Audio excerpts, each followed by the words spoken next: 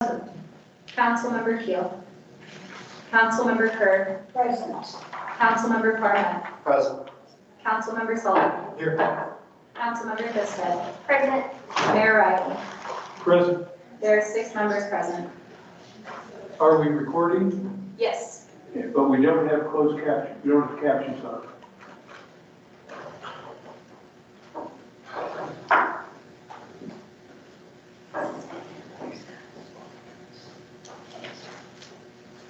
All right. They All are right. on. Thank you very much. So is that Sarah going to be on the SK? It is Julie Coster. It just has SAVRM at the front. Oh, okay. Not me. So Sarah Keel is not on. No. Was she expected to be back this close to the baby? I didn't expect that she did not submit it. I'm sure the council will consider the circumstances when. Yeah, so, all right. The first item of discussion today is the publication of ordinances. With that, I'll turn it over to the town manager. And I will turn this over to our town attorney. Good afternoon, Jennifer Madsen. So for this work session, this item is really it's kind of a housekeeping matter. The Home Rule Charter has provisions in it related to notice and publication requirements for the enactment of legislation, ordinances, and budgets. However, the charter doesn't specify the means by which this publication is to be accomplished. For statutory municipalities, the publication requirement is done through placing notices in the newspaper of general or limited circulation. So for Keystone, that would be in Summit Daily, that those publications would be made. With the onset of internet, there are other ways to publish and other ways to communicate to the public that this is what's going on in the town of Keystone. Here are the laws that we've passed. Here is a notice of a public hearing that we're going to have. I would suspect that most people would look at the town's website before they're going to look at legal notices in a newspaper. So because you're home rule, you can interpret this publication requirement in the way that you think best meets the needs of your community, and can decide to do it through publicizing ordinances through your website only, or through your website and a newspaper, whatever you choose. With this item here, there is a proposed ordinance, and that really has an either or. And that is, the way that it's drafted is probably it gives you option and protection in that if you can't get it in the newspaper, posting it on the website is okay, and it doesn't risk a notice issue or lack of publicizing an ordinance because you didn't put it in the paper. So I'm happy to answer questions. One thing I did want to know that I did not include in this packet is that there are other jurisdictions who have gone to website-only publications. I'm aware of, it looks like 5 jurisdictions. I think Breckenridge does website-only, Castle Rock, Greenwood Village, Golden, and Thornton. So let me answer any questions, get some feedback. Councilmember Sullivan. The one like Breckenridge, I mean, the only worry I would have about internet only would be some people not ever finding out because they don't have access to the internet. Has there ever been any discussions about that? Has that been an issue in today's world or not? Because it seems like internet only would certainly save the town money. Yeah, it would definitely save money. I'm not aware of any legal cases related to claims of not getting notice because it's not put in the newspaper. I mean, that might be something that comes up at some point in the future, because I would imagine towns are kind of slow, municipalities are slow to move to a digital format, and people like to do things the way they've always done them, and publications in newspapers is a way that notices have always been done. So I'm not aware of any issues. One comment, legal notices are published once a week and some daily on Fridays. And given the noticing requirements, I would question how effective they really are in today's environment with people. You bury back into the classified section toward at the end. I don't know if anyone else has experience. I know. Yes. I have never looked at legal notices other than when we put them out for a corporation. And most of those were put out as an advertisement, which is significantly more expensive than a legal notice.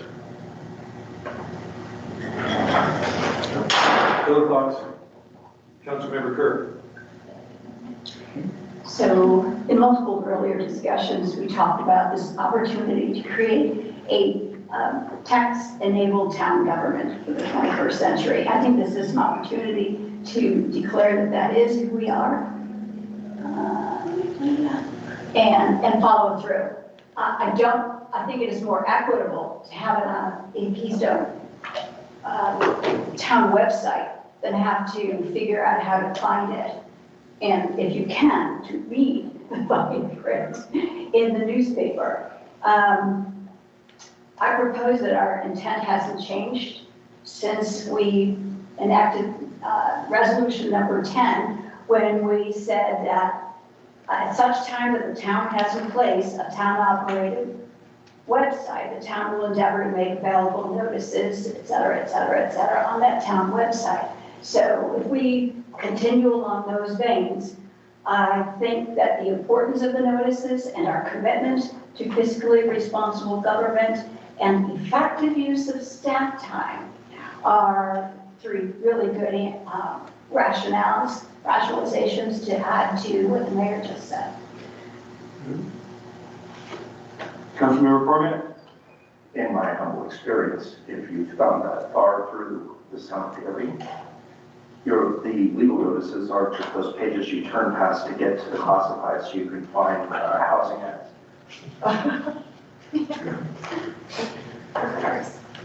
Councilmember Kerr. So if we were to decide to adopt the resolution or ordinance, It's an ordinance. the ordinance you're proposing, which gives us a choice, can we not still decide that one is the primary, for example, the website, and if necessary, say an emergency happens and the website goes down, let's not plan on that, then we could have the backup of the newspaper, as opposed to if you had proposed the newspaper with a website backup. Yes, you can do it that way, yes. Other thought? Councilmember Davis. Is there I mean, right now we're talking about either or. Is there a downside to the either or? The only downside is that, and this is just, it's just the way that things have always been done. That's the only downside, because this is the way it's always been done, is publication through a newspaper, and that's what statutory municipalities have to do. So that's the only issue. I will say that there may be some areas it could be classified as either mixed areas of concern, local and statewide, or statewide areas of concern where the notice would be required and required to be published. And in those cases, then we would probably want to publish through the newspaper. And the one area that I can think of just off the top of my head is annexation. There are publication requirements for annexations that may be considered an area that's a mixed state and local concern. And so in that case, we would want to publish in the newspaper so as to not have any legal challenges just because you didn't publish in the newspaper. Anyone else? Then, do I have a sense of the council that as written that provides both options, either or, is acceptable to the council as we go forward? Then I think that's really the guidance I think you were looking for today. And I assume that this will appear probably on next council meeting's agenda. Yes, we can do it on the consent for first reading on the next agenda. Okay. All right. Next item is the discussion of STR license fees.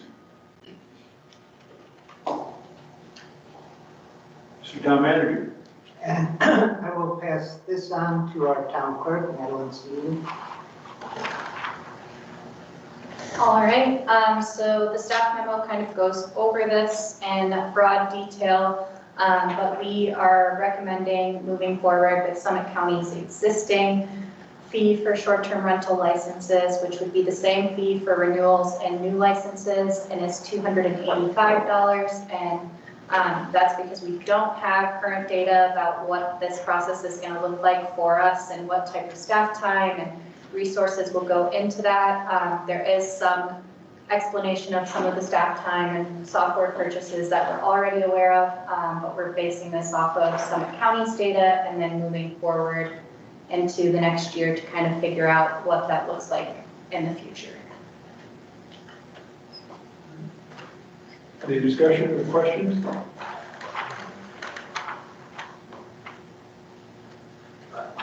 Councilmember Thisted. I don't want to throw gas on any fires, but I think some of the concerns, we want to acknowledge that we've heard them, especially in relation to the amount of the STR licensing fee. It seems that $285 for an annual fee is nominal, given how much people pay per night to stay in Keystone. We hear your concerns about the amount of the fee, but it seems nominal. And I think if in the future we decide that it's not warranted, we're definitely open to reconsideration. But given our need to get up and running, it doesn't seem like it's an exorbitant amount. I don't think anybody thinks that STRs are detrimental. We understand that they are the life and financial sustainability of our community. So it's something that I believe every town council member understands and holds up as a litmus test when we're considering adopting these regulations. Given the fact that we're not making significant changes, I think that should put the STR community's minds at ease. It will be something that we open up for further comment and consideration down the road, but we're not proposing anything that's outside of the bounds that any of the surrounding communities are doing. And some of the concerns that exist in the other communities are not necessarily something that's even come to the table in Keystone. And so we need to keep level heads and have an amicable conversation about this without fanning flames that don't exist. Councilmember Sullivan. Just a comment, as it's an unknown right now, the cost of operating this for us. And so I recommend that after we've gone through one full cycle, we just take a look again at the 285 and make sure that that's a reasonable number. This shouldn't be a moneymaker for us. So at some point in the future, a year through that process. Am I correct, Mr. Town Manager, that you are capturing the cost of the STR program as we speak? We're working on it. We'll never have exactly accurate numbers for this because the licensing is not simply the registration. It's not the issuing of the license, but it's the continued monitoring of the license. It's the compliance issues. It's the enforcement issues are all tied into this, but we are doing the best that we can to come up with the exact number without having to resort to expensive outside studies, which would just increase the cost of the license. And am I also correct that you would anticipate as that data is collected, that data will be made fully publicly to the council as well as the public? Absolutely. Councilmember Kerr. It might be useful to do a comparison because as Councilwoman Piston said, this is very reasonable relative to this area. So I went out and looked and we were proposing 285 based on what Copper and unincorporated county charges for their license fee. Dillon asked for $700. Frisco from 250, which is very, very similar to ours. Blue River is 300. And then, let's see, it's Silverthorne and Breck have tiered. And in the future, we might be able to consider that. They charge as low as $831 for a studio at Breckenridge to $5,467 for 7 beds in Breckenridge. So this is all about, getting their money up front, which gives them more clarity. But I think that, as has been said, since we have no reliable data as to the true costs of not only managing it for this first year, but all the startup actions that have been involved, I think it would be irresponsible to assume that we can do this for less than the county does, until proven otherwise. Mr. Town Manager. And I have just one other point of information. The county, when they set that $285 fee, in their calculations, they figured that they are losing just over $990,000 a year between the income from the licensing fee and the actual expenses of operating short-term rentals. A large portion of that is law enforcement. Other comments? Then I take it that the council would recommend staff carry forward that resolution as it exists. Thumbs up? All right, I think you have your guidance. Next item of discussion is discussion of ballot questions. And again, I'll turn it over to the town manager. And once again, I will turn this over to our town attorney, Jennifer Manson. Okay, so in your packet is another memo. This is part 3 on discussion of ballot questions, debrucing and lodging taxes. In this memo, there was a calendar. This is a calendar for a coordinated election. It's not the same as a calendar that you would have for a municipal election. It's a little bit abbreviated because this is working with the county, and the county does most of the work in the coordinated election. But upcoming deadlines are, the first deadline is to communicate the interest in participating in election to county clerk, and the town council provided direction at the last meeting to have staff send that communication. The next deadline would be approving an IGA with the county for the coordinated election. That would be at the August 13th meeting, and discussing and finalizing ballot language. You really want to start honing that language. August 27th, that's the deadline to approve the IGA. And then also the ballot language would be the next, at the August 27th meeting, you want to approve ballot language then. Also with Tabor issues, and I don't believe this was something that we've discussed, is that pro and con statements need to be submitted and provided, and that's in your blue book that you get. You get those pro and con statements. And then you have some notices, and then your election date is November 5th. So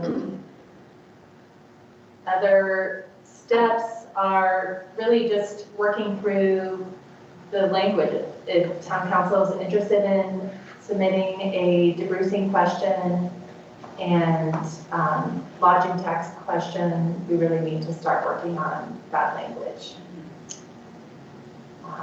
So we have the samples in the packet. Happy to answer questions. Just one minor clarification. You mentioned the pro and con statements. Who develops those?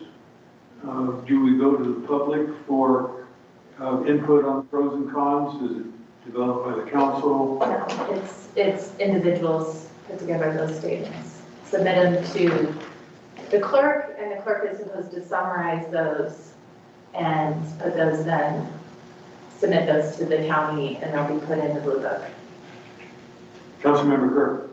Does that mean we have to put out a solicitation? Or are you thinking you can add to this blue book if you wish Yes. to our community? Yeah, you can do that. Yes. Could that be co-located or on schedule with the town hall that we're talking about?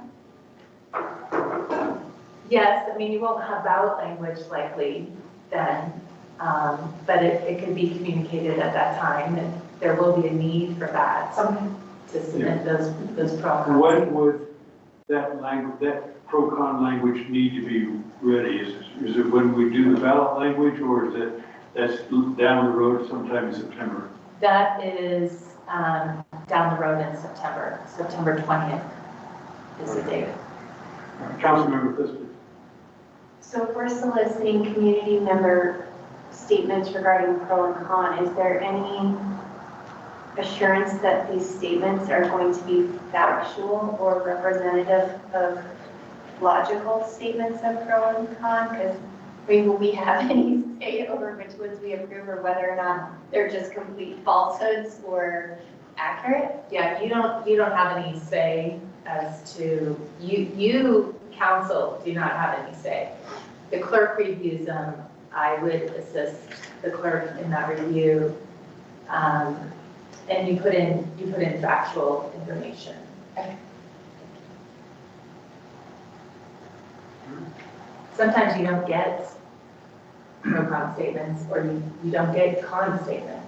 You know.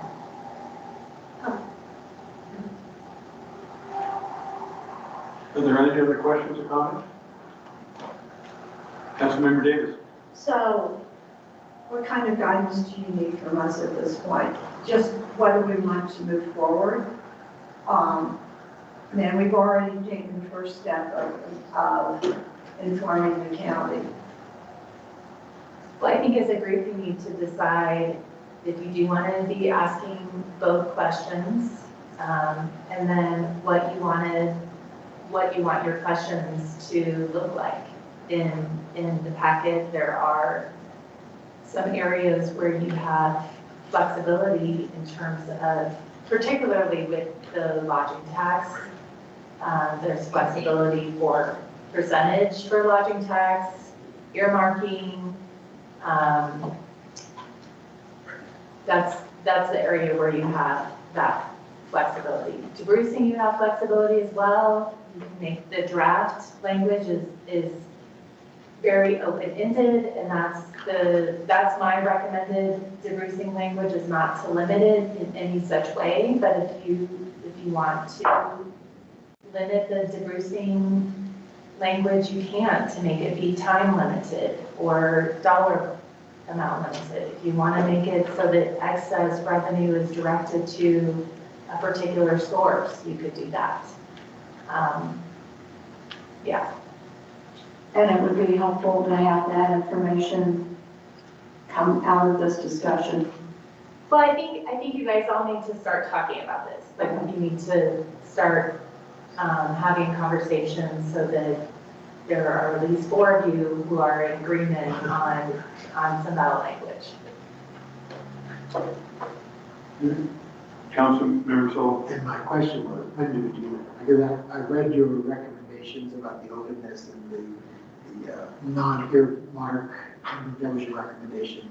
And then we had earlier discussed the idea of the tax kind of keeping it at the current low level that the county has under the 2% and no more. But, so what is the recommended process that we go to get a consensus from this group? So let's see, right now, if you have no special meetings, so if you're only doing this in a regular meeting of town council, you have to approve the ballot language at your August 27th meeting. So between now and August 27th, you have 2 other meetings. You have July 23rd and you have August 13th. So I would say by August 13th, you need to have a really good idea of what you want your language to look like, so that on August 27th at that meeting, you're approving a resolution, 2 separate resolutions likely for that ballot language. And I say 2 separate just because, I think it's better to have them in 2 separate resolutions. Councilmember Davis. Given the limitations that not debrucing would put on us, particularly in terms of grants, I would like to propose that we go forward. I like your keeping it very open, as many other communities, from what I understand, have done. So I would like to see us go forward with debrucing, and as long as, I agree with Councilmember Sullivan that the very low 2%, which is already being paid, or has just stopped, is very reasonable, particularly when you're comparing us with other municipalities in the county. I still think that makes us, Keystone, very competitive. And one question for the council, and I'll split this into 2 pieces. First, the debrucing, which may be easier. Is there a consensus that we'd like to see a debrucing language that would be on the general, very general line and very broad? Is that consensus? Councilmember Kerr? I was totally ready to accept your recommendation to keep it as general as possible. However, I have looked at other towns that have tried to do this, and sometimes it took them 2 or 3 times to get the voters to recognize what's in it for them.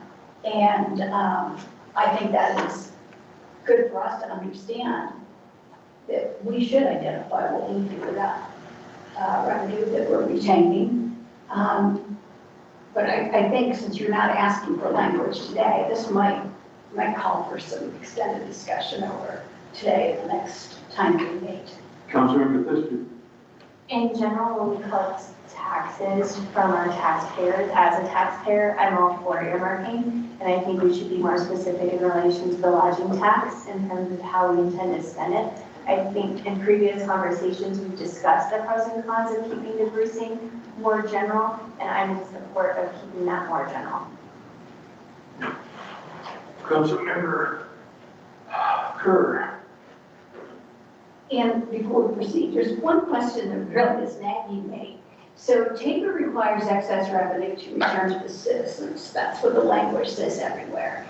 At the state level, that excess revenue is returned to taxpayers who have filed an income tax. We don't have income tax. We don't have property tax.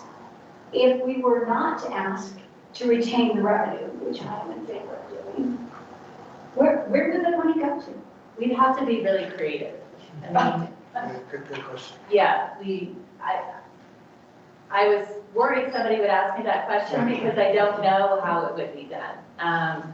Yes, typically it is done by tax refunds. Some municipalities do it by a reduced rate for, say, a recreation facility. Sometimes it's done on a utility bill, but you don't have those options here.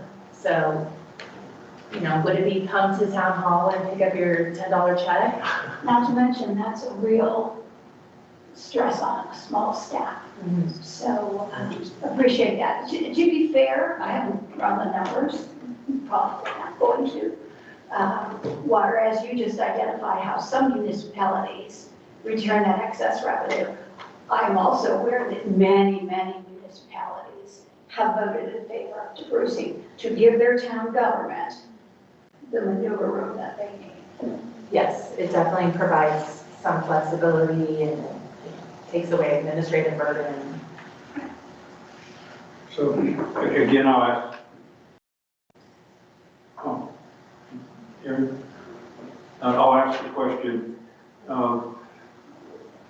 Are we in favor of a general, can we give them, ask the staff to give us language for a general broad DeBrucing language for the ballot Without Start, yes. without earmarks? All right. Now, the question of the lodging tax. Thoughts? We've heard some. Without, then I'll throw a proposal out for you, for everyone to consider. A lodging tax that would be 2%, which is what the county was collecting up until the first, and to have it earmarked for infrastructure, the capital fund. And that way it would go, it would allow the town to jumpstart the correction of the issues, particularly on Highway 6. As we're starting to grow, and my guess it would be somewhere in the range of $1.6 million a year that would be what the jumpstart would be. Councilmember Kerr. I wonder if we should consider public safety, infrastructure, and public safety. I've seen that in a number of towns, and it speaks directly to the kinds of things that our community has been telling us.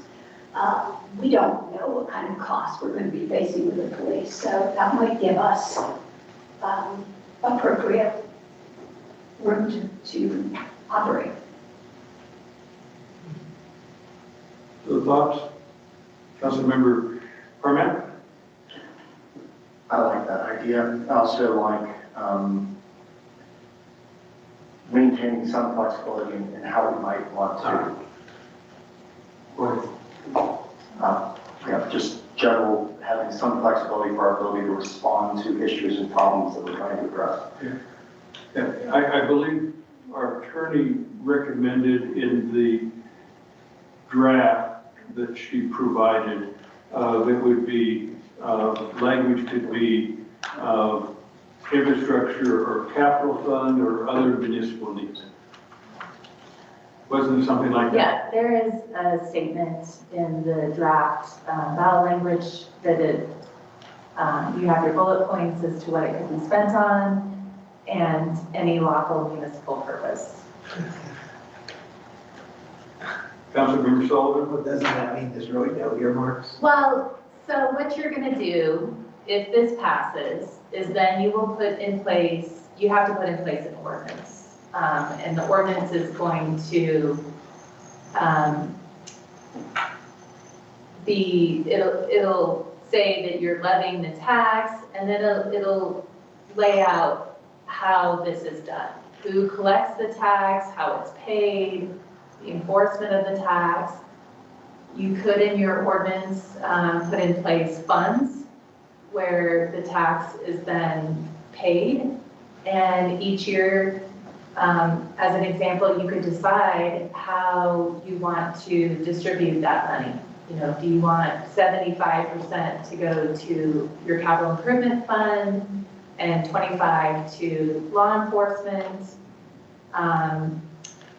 But as your lawyer, you have to go back to voters if you don't have any lawful municipal purpose in there, if you want to change the direction of where the money is spent. Councilmember Sullivan. I just want to comment that actually that was my recommendation, was that I would like to have a little bit more flexibility so in case if things come up, things will change. The citizens, we're trying to be very responsive to them, and we will always be listening to them. They'll always see what we're doing. And hopefully they choose correctly the people on the council that represent that. And so I'm in favor of the no earmarks.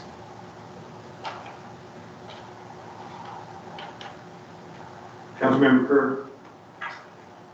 So since this is an open discussion, what kind of things might not be included if we were talking public safety, infrastructure, and capital improvements? What are we creating a problem? Councilmember Barnett. I don't know. That's specifically why we need flexibility, because situations change and things come up. Somehow or other, I feel strongly that we should be signaling that we have intent. I don't know if there's an alternate way to do that, but we are definitely not collecting these monies just to put in some kind of general coffer. We want to do something with them that is good for the community, both visitors and residents alike. So one of the issues that also has to be considered when you're talking about communicating intent related to ballot language is that once you have your ballot language in place and you have your Fair Campaign Practices Act rules, and so you cannot advocate, you can't use town money to advocate in favor of a ballot issue. So it makes it difficult. A lot of local governments start working on ballot language in the spring for a November election. They send out surveys to voters, they start sending out communications that this is what we're looking at for this tax increase. This is why we want the tax increase. So you're going to really need to rely on other sources to campaign for you. Because we're too late. Well, once you approve the ballot language, you're not campaigning. You can campaign as individuals, but not as a group. Yeah, but you can have a town hall and everything before the ballot language is approved. And if there were another organization in Keystone that wanted to host the town hall or forum, they could, and council members could attend that. Yeah, yes. Councilmember Pfister. And just to clarify, when we're talking about earmarking or not earmarking, and that little caveat in there that perhaps could have negated our intent to earmark, we still intend to state in there that our intent is to use it for transportation problems on Highway 6, or did we erase that? It was my understanding that would be what we would lead with, and then there would be a caveat underneath that would allow us more flexibility, but we would be stating our intent, which would be to address the transportation pedestrian issues on Highway 6. Yeah, I think that's the intent of everybody, that the funds would be for infrastructure. The highest priority infrastructure needs right now we have in this town is Highway 6. And so infrastructure, public safety, and maybe you could, I'm just walking through the thought process. I probably should, as a staff issue, of how you would implement when you have two very divergent potential uses. One of them is an easily captured, money gets deposited in a capital fund. It can't be used anywhere else. And then you'd have to set up a separate fund, I guess, for public safety if we threw that one in as well. But there are some public safety issues that are probably also capital fund issues versus, because public safety includes law enforcement and law enforcement costs. But with that caveat, would it allow us to potentially allocate it that direction if we found necessary? Yeah. But our original, we would be stating our initial intent, and then there would be a caveat that would give us some flexibility should we decide to allocate it in a different direction as needed. Am I missing something?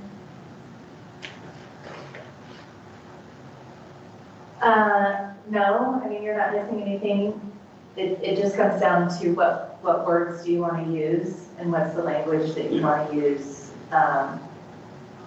And even how you want to communicate it. I have bullet points here. You don't have to have bullet points. I think that could be a good idea to call out that earmarking. So that's really up to you.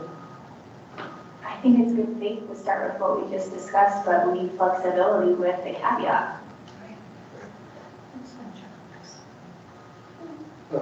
Did you have to, Council, can you? Councilmember Hurd? I want to make sure I'm not misunderstanding your point about once the language goes to the ballot, we can't try to communicate one way or the other, right? No, the town cannot communicate, we can. The town council cannot, yes. You as a council member, you can. Town council, as a council cannot. Right, clarify. Well, as a group, the Fair Campaign Practices Act says you cannot spend town money on advocating for or against a ballot question. So there have been some arguments that even the use of this room, the use of the equipment could be considered town money. And so recommendation is that it's not discussed at a town meeting. But as individuals, you can speak in favor of it. You can't use town resources though, so you couldn't say, Maddie, would you put together this flyer for me to send out on this ballot question? Thank you. The reason I ask that is it seems to put more emphasis on the need to clarify that we're looking to fund public health, infrastructure, capital improvements, and then that catch-all legal phrase, or any town legal needs. So because once it's launched, there will be a lot of discussions, and people read into it what they will in the absence of good information. So I think clarifying whether it's bullets or not is just going to be really smart. Mr. Town Manager. Yeah, just a couple of clarifications if you could please. So we will be responsible for collecting this lodging tax, correct? Yes. Okay, so just for the board, there are going to be significant administrative costs with that. We'll enter into MOUs with the big advertising companies. They'll collect and send to us, but there will be a lot of administrative costs with that. And if we aren't allowed to use these tax dollars to cover those administrative costs, we'll probably see a higher STR license fee when it's all said and done. Thank you for the last comment. Aaron, Councilmember Farman. As this lodging tax also applies to the various hotels, we would also need to have that money to support the infrastructure for the collection of their taxes. Do you have enough guidance to draft a draft ordinance for us for another work session, say at the next council meeting at the end of the month?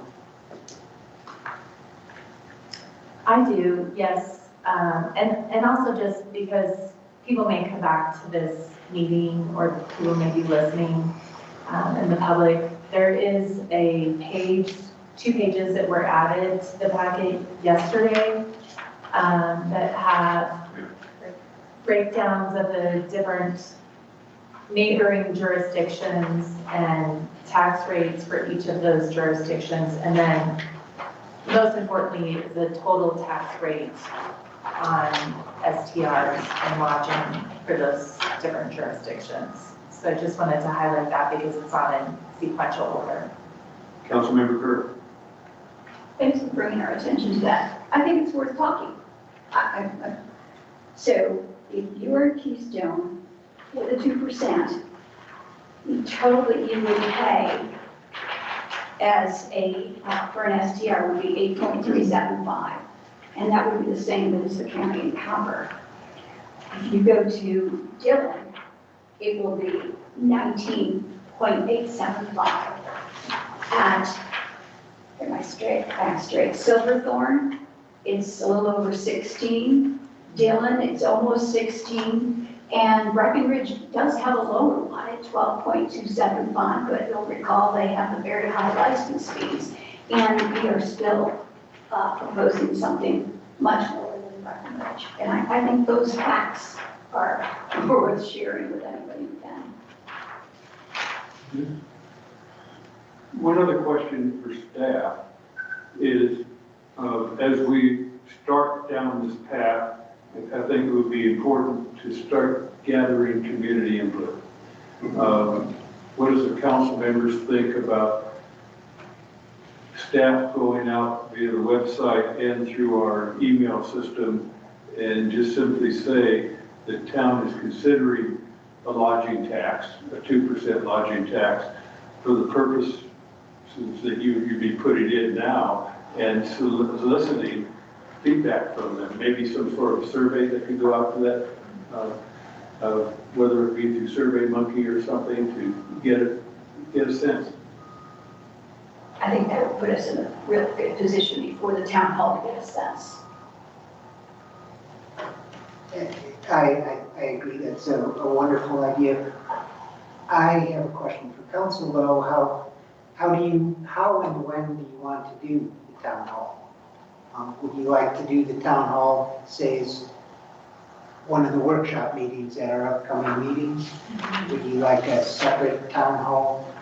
And how and when are what we need to know. Yeah. Councilmember Davis. I think from hearing what our attorney has said, we need to keep it totally separate from the town council meetings. No. You don't? We're talking about a town hall prior to adoption. Okay, yeah, No issue with okay. campaigning. Councilmember Thisted. The reasonable side of me thinks back to incorporation and the scheduling considerations we made for town hall meetings, given people's work and other logistical considerations. So I would say we would need to do it later than a normal work session.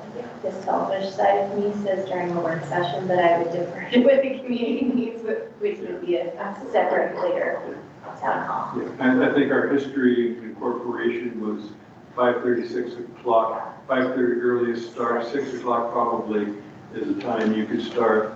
And that would then drive it definitely away from a normal work session. And I don't know about days of the week, certainly not Friday, but other days where I think we had town halls on just about every day of the week. In the summertime, I think Thursday's the new Friday, so I think we can probably keep it to the beginning of the week. Yeah. Are you proposing a Wednesday or a Monday? Or a Tuesday. A Tuesday, like the Tuesday or Wednesday. one. A Tuesday or Wednesday. People are trying to get their wits about them on a Monday. Good. So you could potentially run a town hall. The 27th would be our time to consider adoption of a resolution. So you could potentially consider a town hall on say, Tuesday, the 20th. People are accustomed to the Tuesday. And that gives us a week to consider comments. And another question, staff is going to put together a survey that would go out to our email list. Do you think it would be beneficial to share that survey with the two Keystone citizens organizations, the owners of Keystone Owners Association, Keystone Citizens League, and ask them to survey their members as well? And to provide us results. Provide it out. What, Yeah, just yeah. have Would they do their own survey or would they Yeah, have but support? they forward our survey. Yes, but they would have to provide results that we come directly back into No, us. they would provide the results back to us. But Then they're gonna be controlling the survey, but I would trust them that they would be honest. But why couldn't we just provide our link to the town survey so it would all be compiled in one place? I'll talk to Tom, go to the town manager. Just, even as we're discussing the survey here, the question is, should we get a outside organization to conduct the survey with us, where they send out, say, different sample questions? If the tax is earmarked for this and this and this, how likely are you to vote for it? If it is a lot, but what are we looking for in the survey then? Do we want to throw out different possible tax numbers? Do we want to throw out different possible uses? Or do we just want to, are you, yes, no, get a general sense, are you in favor of continuing the county lodging tax? Councilmember Parmet. I don't know if it's the best use of our funds and efforts to get that engaged with what is a relatively simple question for us. And I do think that, as long as we see what the question wording is that is sent out to the to those other organizations, I don't mind hearing what they're able to collect from their groups, rather than putting it all in one basket of a survey. I'd like to know what different subgroup and different demographics think. You know, what does a resident think versus a non-resident owner? That's useful information to know. And I don't know if we really have to get like a third-party organization that we're going to pay in order to ask some fairly simple questions on this. What do you guys think? Councilmember Kirk. Well, I absolutely like your point about getting some demographics, not only so that we can see what they're thinking, but also can we see if there are certain demographics that are not weighing in at all. That will tell us something as well. But I wonder if we'll have enough information to make decisions if we simply do a yes, no, 1, 2. And again, looking to keep it simple, is there a way to say, can you give a one sentence why you said yes or no? And that would be a massive amount of helpful information for us to consider. Yeah, our question is like, where would you like this money to be allocated? Or going back to Councilmember Parmet's comment, after you have rough ballot language after next council meeting, then you could go out and say the council's considering this, which includes whatever earmark it is, and would you support this? Would you rather see, then you could have an open-ended question, would you rather see this added, the why, and then the other, are there other potential uses for this fund you'd rather see it be allocated to? Open-ended, and then ask the demographic questions that they can answer, which is very easy to sort. We did that in the incorporation effort. It's easy for us to say, it's easy. Getting your head around doing that. I've actually had to put surveys in that. Yeah. Councilmember Thister. I think this is also, alluding to what Ken said, it's one thing to put the ballot language on there. This is also a great opportunity not to bog them down with information, but although this seems obvious to us what these ballot measures are intended for or entail, it's a good opportunity to give some education at the beginning of, or woven into some of the questions that educate, not necessarily inform voters or people who have been fed misinformation. Councilmember Kerr. Bottom line, it lines up with our commitment to get community input. So this is two ways people will be able to comment directly on this, and of course, they can always reach out to us as well. Should I also include a question about the debrucing? Yeah, why not?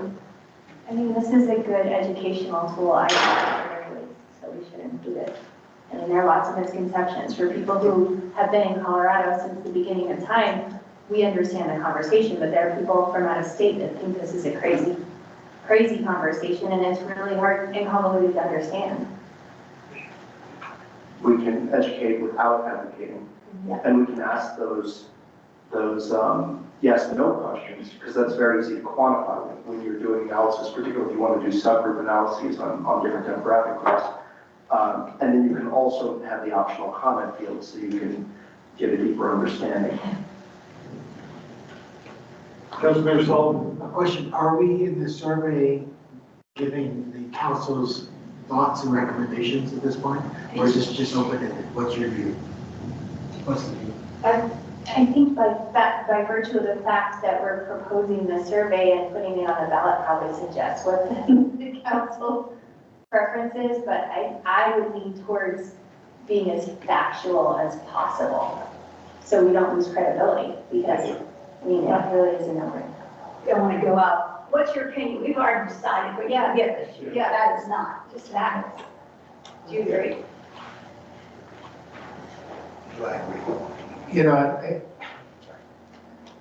part of me says we would like to say, yeah, this is what we're thinking, our recommendation, this is why we're thinking that way, but we're going to the citizens to confirm what's your view. I like that. So that's where I was going. I think that's exactly could be the intent. Other thoughts? Mr. Crowe, do you have enough information to go forward and help us for the next meeting? I sure do. Also, since you're developing the first draft of the ballot language, could we also have a first draft of the survey questions? I already have it in my notes for next meeting.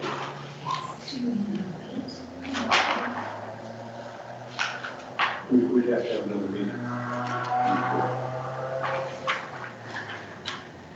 Am I correct on based on timelines? And Councilmember Kerr whispered something to me. I'll say it out loud, I just wondered if we have time to react. And based on the timeline that you indicated, if we at the July meeting approve the questions and look at the ballot language, not even approve the questions, but look at the questions and came to the conclusion that we were relatively happy with those questions. I'm not making a decision yet. It appears to me we would have time then to conduct the survey prior to the first meeting in August, and then turn around and start planning for a town hall meeting in between the first meeting of August and the second meeting of August. And then the third, after that town hall, we'd have the information that we would need to then go forward with a decision on the 27th. It is the 27th. If we made that decision in the evening of the 27th, is that too late? It's not too late. However, it doesn't really give you time for further discussion at a regular meeting. So if you have language that you like on August 13th, and then August 20th, you get a lot of public feedback where you're considering changing your mind, providing different direction, that's tough. So perhaps if we got a lot of feedback that required changing our mind or cause us to rethink things, that would be a reason to have a special council meeting to then discuss it before the 27th. Is that, Yes, or after the 27th. So the date that you need to provide the ballot language to the county is September 6th. I thought it was the last. I'm just going by meeting dates. All right, so there is time. Yes. I thought the last date we had to have language was on the 27th, which was a council meeting date. All right.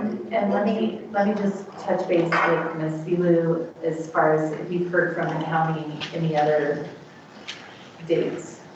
No, I do not have any other dates from the county clerk. Councilman Kerr. So the one thing I might add in to Mr. Crum, and we need to get a very good job at publicizing this.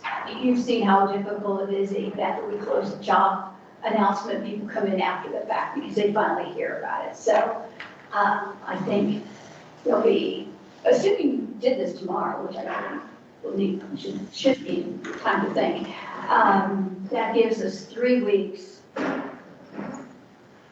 How many weeks does that give us? Maybe I can't do my math here.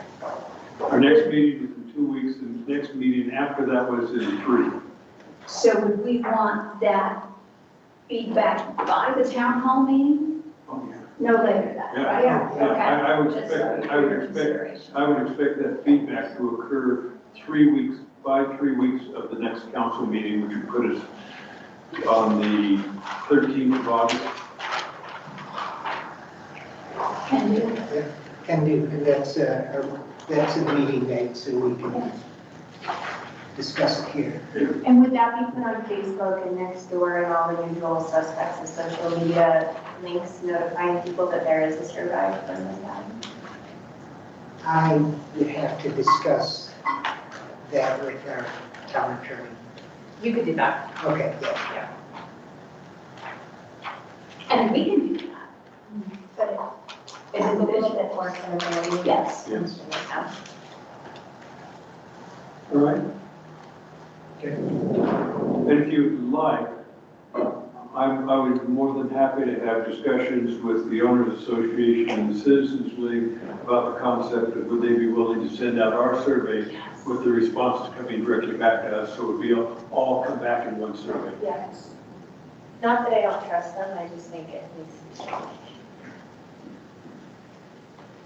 And of course, we'd share the results with them. It Yeah. wouldn't necessarily be their members, but The whole community. the whole community. All right. In fact, those organizations may elect to have a separate one of their own go out as well. But just to get it as broad brush input, I think is going to be extremely important. I, for one, if the community came back and was opposed to about the ballot initiatives at this point, that would change, certainly impact my view of how to proceed. Depending on the percentage of the community and form the responses we get. Yeah.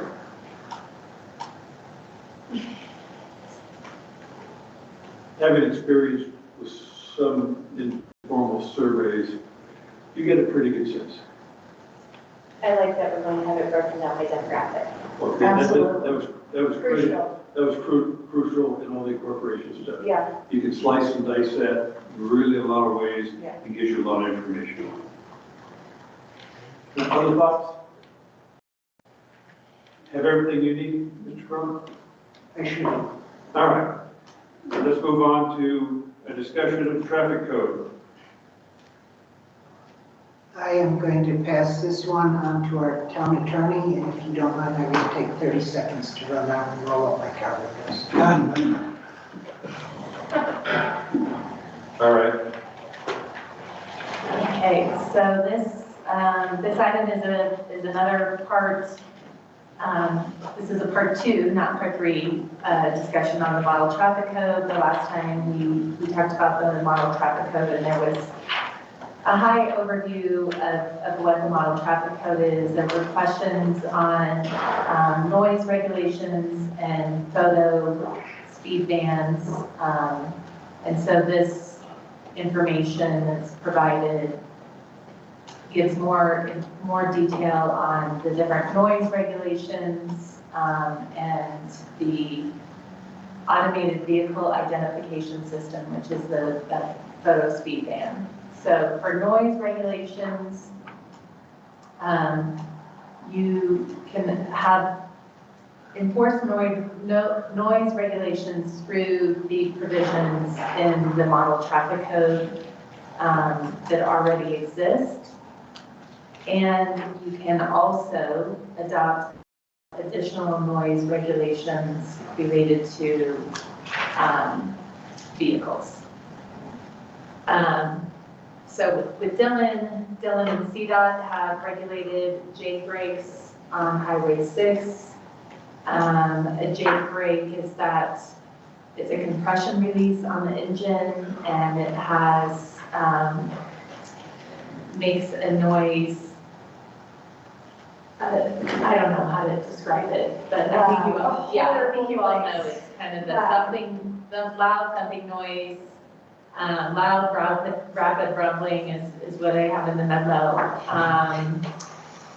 So the regulation in Dillon is done through, Dillon has a noise ordinance in place. And CDOT has guidance on this, on a different separate noise ordinance. So maybe I'll stop there. If there's questions on the noise piece. Councilman Permit. Given the restrictions about AVIS and ticketing, when we talk about traffic enforcement via automated vehicle identification and speed cameras, our ideal situation is that we write absolutely 0 citations. Because all we really want people to do is slow down for vehicle safety, pedestrian safety, and noise reduction as well, because traffic noise increases by 2, but the noise level increases by 2 every 10 miles an hour. Or is it 4? I'll have to go with this study. But when it comes to the enforceability, it'll be lower because of the state restrictions. So it seems wise when you're going a different direction for noise ordinances that it's under the nuisance code in Dillon, because we're also talking about potentially using AVIS with sound cameras, which are a different animal. And those types of violations around usage of Jake brakes or those noise would be, when you look at other municipalities, whether it's New York City or wherever, tend to be significantly higher fines.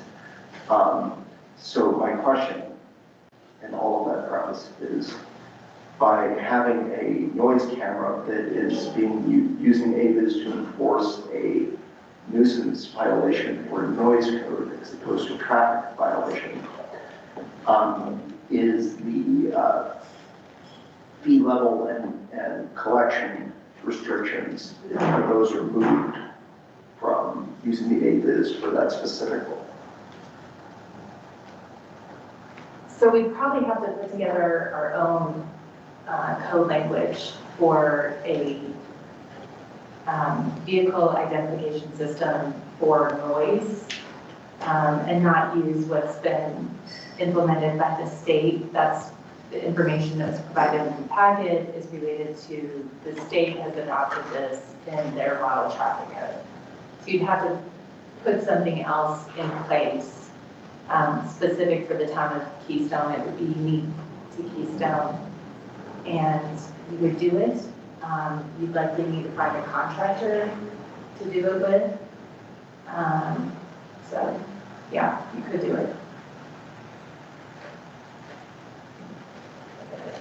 Councilmember Sullivan. I just had a quick question. I saw, the AVIS, are these rules like the one about the cannot give the vendor a portion of the ticket fines received? I know in previous places, vendors offered this service free to a town, quotes unquote, with the thought that they would take a slice of the fee themselves. Is this, are we required, is this kind of a mandate in the state that we would physically have to pay for it? And then, but we would collect all of the fees? Right, yes. Yeah, that's what's, this is in the state statute, or in the model traffic code already. So if we were to adopt the model traffic code, is what's in the model traffic code.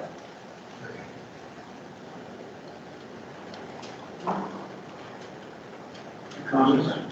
Councilmember Clark? Just to build on your question, the reason for those restrictions, looking at the discussions around those state laws was actual cases of perverse incentives causing some vendors to adjust their cameras in ways that led to an excess of citations, either by leaving no threshold whatsoever or around the limits, or perhaps even having them trigger early. And there was a perverse incentive to do that, because the more tickets they wrote, or the more pictures they took, the more money into the company. And we don't want that. We're not looking to gotcha anybody. We want everyone to know the cameras are there and know they're going to get a speeding ticket if they speed, and therefore they won't speed. The whole point is not to get any tickets called. But we will have to pay for the cameras, but the cameras are going to be a lot cheaper than having a 24/7 traffic contract, of course. Councilmember Kerr? I don't know if it's Mr. Crown or Mr. Madsen, if you can clarify, why does Dillon have it? CDOT already has this rule about J breaks, yes? So why did Dillon create their own? Is it because for enforcement reasons, or is it more restrictive than the state? So, and I should have included this in the packet. CDOT actually, maybe, I don't know if I included the link here. I know I have the article for Summit Daily, but there's different signs that are posted. One is noise ordinance is enforced. You can only have that sign if you have a specific noise ordinance. Okay. Thank you. Councilmember Davis, see your hand up? So one of the things that I'm finding a little confusing, we put it in the traffic code and we put these things in the nuisance policy, or are they separate? You could put this in you would put this as an amendment to the adoption of the model traffic code. Put the use of engine brakes prohibited could be in your model traffic code adoption. Well, since Dillon does that, wouldn't it make sense for us to consider? So there's kind of a continuum here.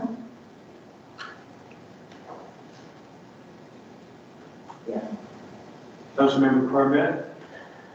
I think it's worth noting that there's two factors that we can discuss here. One is a ordinance that restricts engine braking, and more specifically engine braking in general, or unmuffled engine brakes, because CDOT has signs that say no unmuffled engine braking, or you can get more general and say no engine braking at all. And then there's also the nuisance noise code side of that, because we're not out to get truckers, we're just out for peace and quiet in our community. And big rigs are not the only things that make noise. So if you say that a vehicle of this type or that type can only have a sound level up to X many decibels in a distance, that also covers, say, someone who decides that they would like to cut their muffler off and got enough and down the road at 2 a.m., which does happen around Ritzy Road. If you look at I'll use Dillon as an example. I've read their ordinance on the subject of noise. They had both a dB level restriction for various types of vehicles, and they also then specifically addressed the issue of the jack braking But they did give an exception of jack braking in case of emergencies. But other than that, but they were very specific on DV levels and very specific on jack braking. And I would think we would probably want to do something very similar in an ordinance that we had. And perhaps the Dillon ordinance might be a model to start with for us in that area. Other thoughts? Councilmember Thister? But we would have to have a means for measuring that decibel level in order to enforce, and I think that's where some of the research regarding some of the noise cameras comes in. So there will be an investment. If you are paid $35,000 per camera, I'm not sure, one of my questions that wasn't answered was what the distance that it covered was, but again, as Councilmember Kermit pointed out, it would save us money on manpower enforcing that through the sheriff's office or other legal means. It may or may not. All right, I wouldn't count on saying there was a savings because you may need some of those law enforcement people just to provide you your response time that you want in the community, and they would be doing enforcement while they're in the community doing that. So it'd be difficult to say there's a big savings there. I think the real question is we want trucks and cars slowed down in this community and quiet. quieter. And the way to do that on the implementation side is with technology. And so I guess I actually see two different issues. One issue is having an ordinance in place that prohibits, and the second question is how are you going to enforce that ordinance? And that's a separate decision that the council would make after making the decision that yes, we want to have those noise and speed controls in place. In our case right now would be the noise control predominantly. I believe Dillon did purchase sound equipment for noise measurement in the town of Dillon. The police department has that. But again, it's not full-time. And I don't know about Avis, whether you can put noise equipment on Avis legally in the state of Colorado. Well, I think you probably have to do just a separate ordinance that is different and unique to photo or, yeah. But there's nothing specifically restricting it in the law? As a home rule, you could do that. All right, thank you. That's good. I don't know if there's any companies in Colorado that do this. Have you heard about it? I've spent a big bunch of time looking into it. There's several companies that do it. I'm having trouble getting replies. I don't know if anyone else has looked into it. And I just, as a point, a DB level is kind of difficult to write into ordinance. I'm sure our attorney can do it. Usually it's noise measured at property edge or something like that. In this case, we don't necessarily have a property edge. Usually these ones say something like X many feet from center line of road for vehicle type X.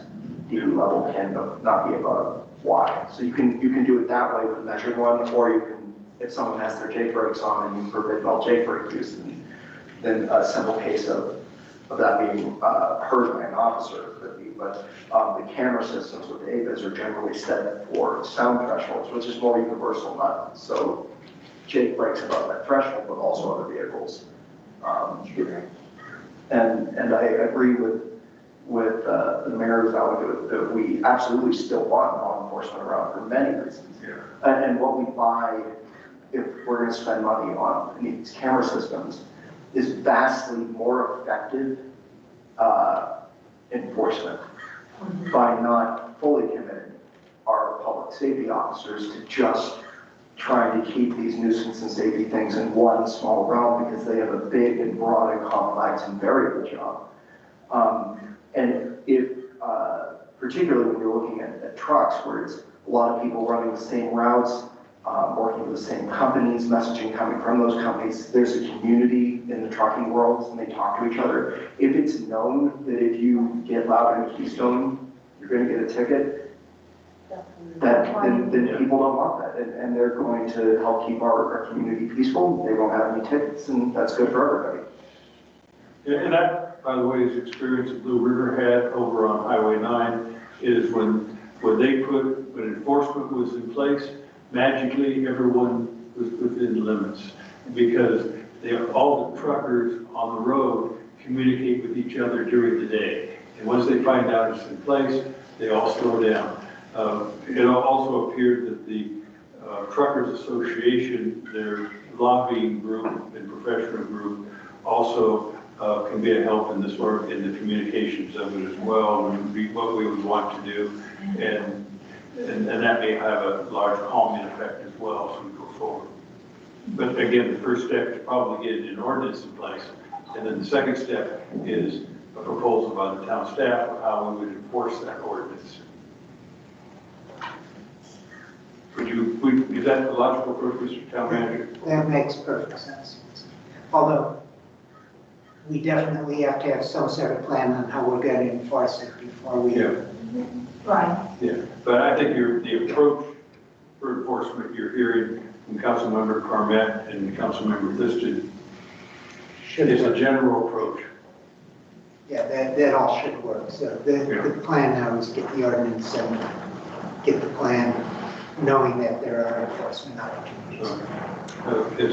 Can I ask if it's a sense of the council that we would like to see a draft noise ordinance prepared similar to, or using the town of Dillon as a potential source of that? And that would also line up with, if we in the future end up with a Dillon law enforcement in Keystone, hopefully Dillon's going to insist they have similar things across both communities. So that would be in line with that as well. And what about adoption of the model traffic code? As well, is that a part of that, the noise, or is that separate? With the model traffic code, it is a adoption by reference. So you have, really, you're looking at an introduction meeting if there's direction to put it on the regular meeting for consent. You have your first reading, and then your second reading has to be approximately 4 weeks out, not your next meeting, but your next meeting. And then it's not effective for 30 days after that meeting. So just timing, think about that. Do we need to adopt, well, what's more efficient, I guess? Having a separate noise ordinance as we start, or modifying what would be the 2020 traffic code, since the county, that's the one the county enforces? Well, you want to have a traffic code in place once you're not in this relationship with Summit I County. understand. So, And I mean, you're really looking at spring as a deadline. maybe even end of the year. But the question is, do we need, that's what, I think we'd like to get the noise ordinance out on the books sooner than the takeover, and look at potential enforcement mechanisms before we get to the transition of law enforcement. I've seen a nod from the town manager, which is why I'm asking the question of, do we modify, because I believe both Dillon and the county right now are on 2020, not 2024 model traffic codes, although I would anticipate that they would be changing to the 24. History says sometime next spring. Yeah, it's, you can do definitely a noise ordinance first and then come back later with the model traffic code. There's some updates between 2020 and 24. You know, one of the things that you might want that is not even in the 2024 that the legislature passed this year is a hands-free cell phone. So I suspect they might do it a little earlier, but who knows? Would there be anything that would preclude us from passing the 24 traffic code with the amendments that we wanted? I know we may make enforcement issue with Dylan later, a challenge, but if they didn't do the same thing. I'll defer to the attorney, but to me, it would make sense to adopt what we eventually would want adopted. Yeah, and I think most of it's the same. There's just going to be a few Yeah. things, a handful that's going to be different. And whoever's your law enforcement might like to have those additional items as available tools in Keystone. I guess that would be a question I'd ask the town manager to discuss with the sheriff. Make sure that if we were to go to 2024, we don't end up with a problem with him from a training standpoint for his deputies. I will certainly check in with him, as it's my understanding that nothing's been taken out of the model traffic code, so it's not like Right. we would have, they'd still enforce everything they enforced would be in our code. There just might be some things they don't quite get yet. They don't quite do yet. But we would be signaling to whoever we're going to contract with that this is the level we want to look at. Is that, I'm not sure we've given you guidance yet. I'm looking at our attorney who's chuckling over there. So what I'm hearing is 2024 traffic code with, but there are other mods we would want to make with that as well, besides just noise. There's some parking things and a whole bunch of other things that we would want to throw into that. So maybe it's a little early to. Can we not amend it? Well, or one thing we could do is, it sounds like you want to look at a noise ordinance related to traffic. So for another work session, we could bring back a draft model traffic code adoption with those different amendments, and then you can talk about what you like and what you don't like.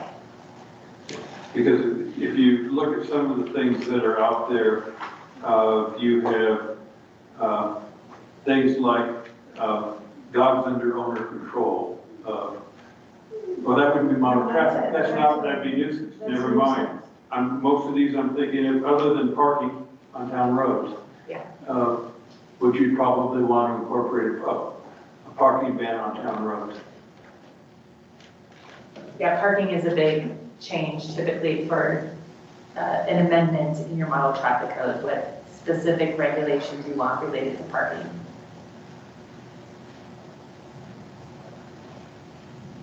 Would it be too much at this point to ask for a draft model, a model traffic code with both noise and parking addressed? Yeah. For something for us to consider? Question, do we want the noise portion, or should the noise portion of the model traffic code amendment specifically talk about no Jake breaks, or should actual sound measurement belong elsewhere in the nuisance code so that we don't end up hamstrung by state rules around ABIS and traffic code enforcement? I'll defer to the town attorney. So you can have noise ordinances in multiple places. You can have it in your model traffic code as an amendment. You can have a noise ordinance as a nuisance that's not specific to engine brake noise. So you can have it in multiple places. Because of the very specific restrictions that we want to follow the state law around ABIS, And if we want to use AVIS for noise enforcement, including on the streets, so that we don't get caught by that restriction, would it be in our best interest to put the noise portion in the nuisance code as much as it comes to sound levels, as opposed to simply the use of or not use of jailbreaks? I don't think I can talk very intelligently about the photo noise regulations and how that would all work without doing some more research, without talking to companies who implement it and how they implement it. So we need to do that first. I'll supply the council and the staff with the sound companies, including the one that New York uses, as well as some of the speed company info that I have found in my research. And now I'm back to, what guidance do we want to give to staff?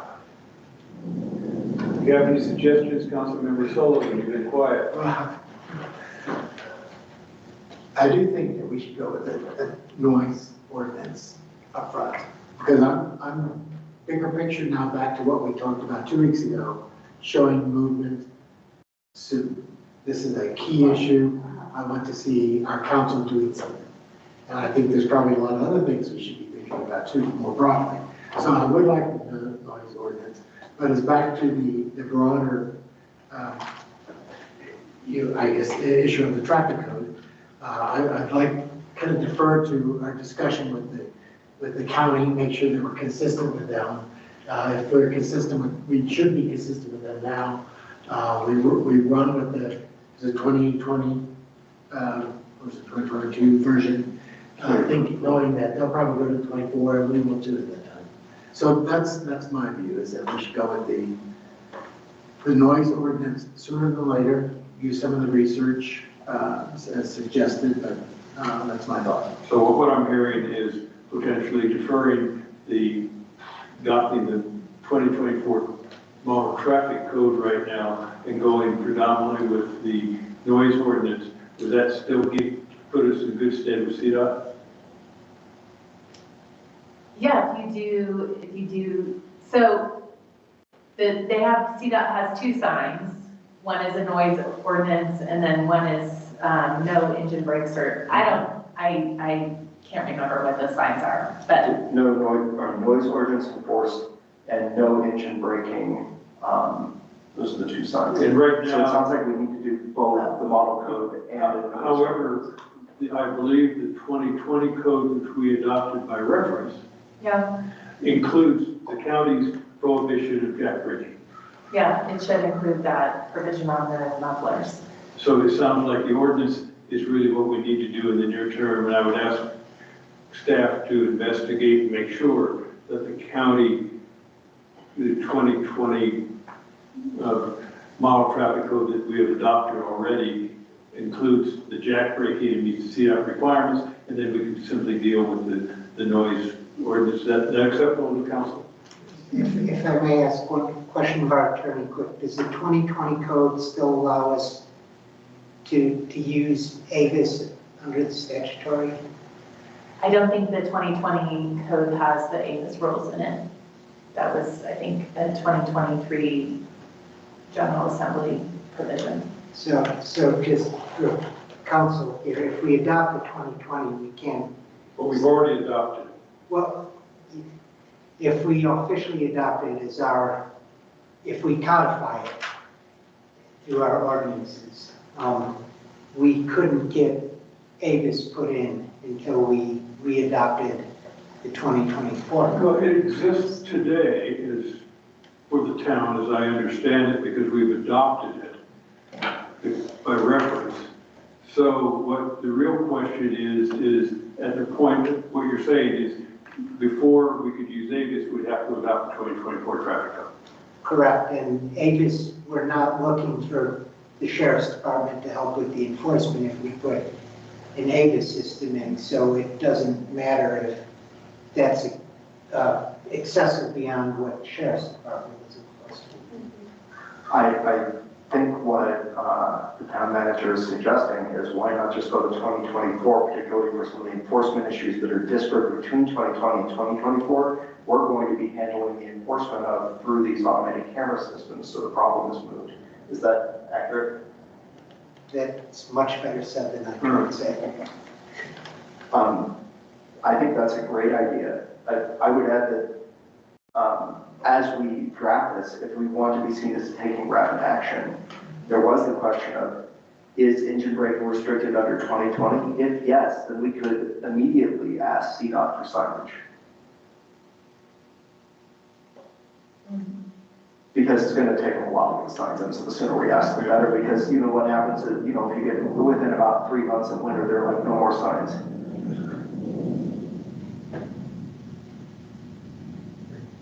Can you do that, Mr. Town Manager? I sure can. So are we then asking? Councilmember Kirk? So before we move on, and I come back to you, Councilman Parmet, do we want to ask the staff to investigate Avis providers and costs to include what Councilmember Parmet is recommending for sound? Is that part of our guidance to staff? No problem. Am I correct? Yeah. Yeah, because I definitely want to understand the cost aspect of the implementation as well. Right, so now back, could you phrase what you were about to phrase, so that what our direction to staff was? So as we have, first the question of is our already assumed 2020, give us the option to already ask for noise. Then, as Councilmember Kerr said, ask staff to look into AVIS for both speed and sound. And then the third direction, I think, putting together all of our conversation, Mr. Mayor, would you agree that with the town manager's suggestion, we could ask for preparation of 2024, which will then move to, which gives us all of these things we need. And then also to look into the nuisance. And so I would assume if we did 2024, we would also incorporate everything the county has as their special amendments in there as well in that first draft of the 2024 that we would get. That makes good sense. Yeah, I want to look at what they've done, Yeah. but we can do that, yes. All right. Is that okay for guidance? That understandable? All right. Land use development. Mr. Town Manager, to the initial ping over to Initial thing, Mr. Hirsch. So the way I'd like to handle this is have the town attorney actually introduce it and go through it. And, I think I can be most useful with the process-oriented questions, if that's okay with you.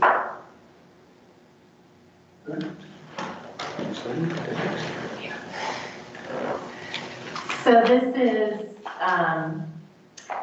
this item is really for purposes of explaining a revision to the ordinance that you have on second reading. So this ordinance is the 2024-0-08, which is amending the Keystone Land Use Code related to their process, and it's not the Keystone Land Use Code, it's really the Summit County Land Use Code that we've adopted by reference. And so it's the process for handling reviews of certain land development applications. Initially, there was a discussion about Class 2 land use applications, and those Class 2 land use applications are decided by town staff, your community development director, and there is an opportunity for a review by town council of those Class 2 land use decisions. That ordinance was approved on first reading at the, I think it was at a June meeting. And since then, it was discovered that, oh, there's another type of review procedure, and this is class 4 land use applications. Those are decided by the Planning and Zoning Commission. Once the Planning and Zoning Commission reaches their decision, then under Summit County Code, which we've adopted by reference, there's an option for a review of that decision by town council. Because the process in the Summit County Code doesn't really align with the charter, it doesn't align with decision-making, really open decision-making. The thought was let's amend that, provide a second version to you so that these class 2 land use matters are handled the same way as the class 4 are handled the same way as the class 2. And essentially what that means is that once a decision is made, that item will be put on your next agenda. And then in order to decide that you want to review, it has to be a decision of the majority by a vote, rather than just an email. It has to be made in an open meeting.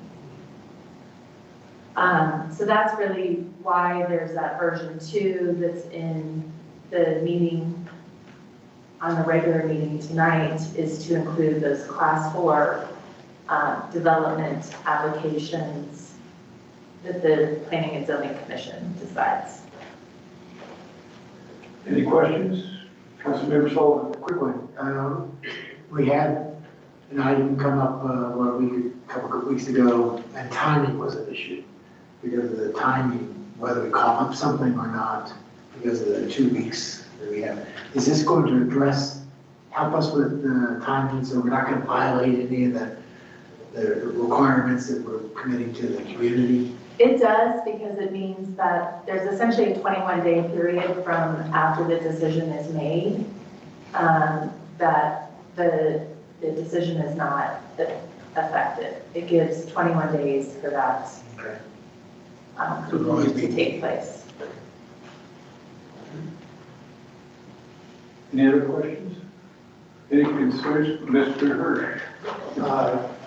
Just to speak to that issue, I plan on, it will tack on a bit of time to the developmental review process. I will endeavor to process as efficiently and as effectively as I can in order to not necessarily lose that time. There are other steps in the process that I can utilize, and I have the authority to fast track, if you will, and still abide by the code. So again, I'm very cognizant of the fact that the building season in Summit County is quite limited. There are certain pressures that are here that don't exist elsewhere. With that being said, I will follow the code explicitly. And I do believe that this process is more effective given the fact that there's a 7-member council. So this evening, when we address the land use ordinance in second reading in the public hearing, if we want to adopt this, we have to specifically reference this version of the traffic of the land use code when we make the motion. Anyone have any concern with the approach? All right, next item is discussion of comprehensive plan process. Mr. Town Manager to Mr. Hirsch. Mr. Mayor, Yes. request a brief recess or longer if we want to eat dinner. Food is here. A lot. A lot. Tell you what, Take a short dinner. how about a 15-minute recess to 6 p.m. And then we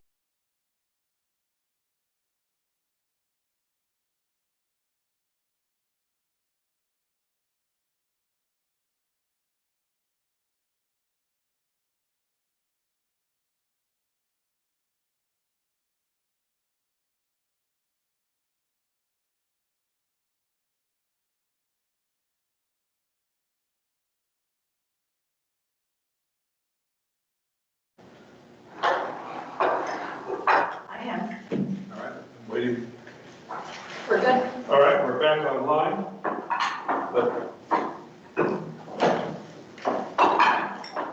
We're back online. The next item of discussion was the comprehensive plan process, and begun with Mr. Hirsch. So when I took this job, in my mind, I had certain timelines on how things would happen, what we need, and the order in which we need it. And I gotta tell you, we're slightly ahead of schedule, which I'm really, really pleased with. With that being said, the next thing that we really need to focus in on from a land use, from a community development department perspective would be to develop an RFP for a master plan. And while I was not around for the 2 years of the incorporation process, I have heard quite a bit. And I believe that this process will likely bring out some of the same concerns and maybe some new ones. With that being said, we do need a master plan for various reasons. I envision it to probably entail quite a bit of historic research. And in fact, Council actually said something to me early on, about 2-3 months ago, that basically we're unusual because we are a resort that became, no, a town that became a resort. Resort. Resort that became a town, excuse me. Yeah. And that is, I've done a little bit of research and that is quite unusual. With that being said, I think the process, whoever gets retained, will start with the historical background and a lot of base information. Fortunately, we do have quite a bit of base information that was brought over from the county. At that point, I believe there's going to be an enormous amount of public outreach that will be facilitated by the consultant, overseen by certainly staff, and then periodic check-ins with both by commission and council. I believe that's the way it'll work. With today's technology, it's pretty interesting how things have changed over the years on how many different resources you can utilize in order to get that, to garner that input. As far as big ticket items that I foresee, I think land use is pretty much a given with almost every master plan, well, with every master plan I've ever seen. Again, it's to guide use and where things belong and things like that. I've heard at least twice tonight, if not more, Highway 6 and traffic generation, parking generation, things like that will likely be a concern. Workforce housing, maybe design and appearance, I don't know. Open space and trails probably will be a component. Infrastructure, I think, will be quite interesting with regards to how the districts, certainly their capacity of what they foresee as far as availability to provide service for the future. Short-term rentals will likely be discussed to some extent with the master plan, open houses, environment, and then last but not least, community and economic development. And what I would hope is the major stakeholders, including Bell Resorts, participates and provides input, and more importantly, how the town and the major stakeholders, just not just Bell Resorts, but other stakeholders, can work on better communication skills. And I think this will be the starting point from that perspective. As far as financial considerations, I believe throughout the incorporation process, you've known that you're going to need a master plan. I believe that you knew that it would probably have to be outsourced. And with that, funds are available for that endeavor. So what I would like you to do is instruct me to proceed with the RFP. I'd like to actually bring it forth at the next meeting, or at least a good draft for your input, and then get going. We have momentum. Let's keep it keep it going. Let's get a good company that understands our needs, and have a product that we're all proud of. So, looking for direction. No arguments. Councilman Sullivan? No, no arguments. There's probably a long list of additional people we want to incorporate to think, to help us, but then more items to look at, like childcare, but generally, this is exactly what we want to do. Am I right that the way that this would be executed would be the body that would be responsible for directly overseeing, it would be planning and zoning. We would be giving guidance to planning and zoning and the contractor on the master, on the policy level things we would like to see. The only component that I believe you're missing is the planning commission. That's what I said, the planning commission. Oh, would be that's- ultimately- They're the body that would be. Whenever I hear that, I think of myself. I'm sorry. Yes, the answer is correct. So we would be policy guidance level from this council but not directly directing the contractor on results ourselves. All right, Oh, That's right. yeah, although you we'll have a. could and certainly should have a council member sitting on a stakeholder Oh, yes. meeting, and you should certainly have before the Planning and Zoning Commission adopts it, I would recommend the council workshop it to make recommendations. You'll be involved throughout the process. More check-ins to make sure that everyone is going in the right direction. Any other questions? Any questions? A few more comments.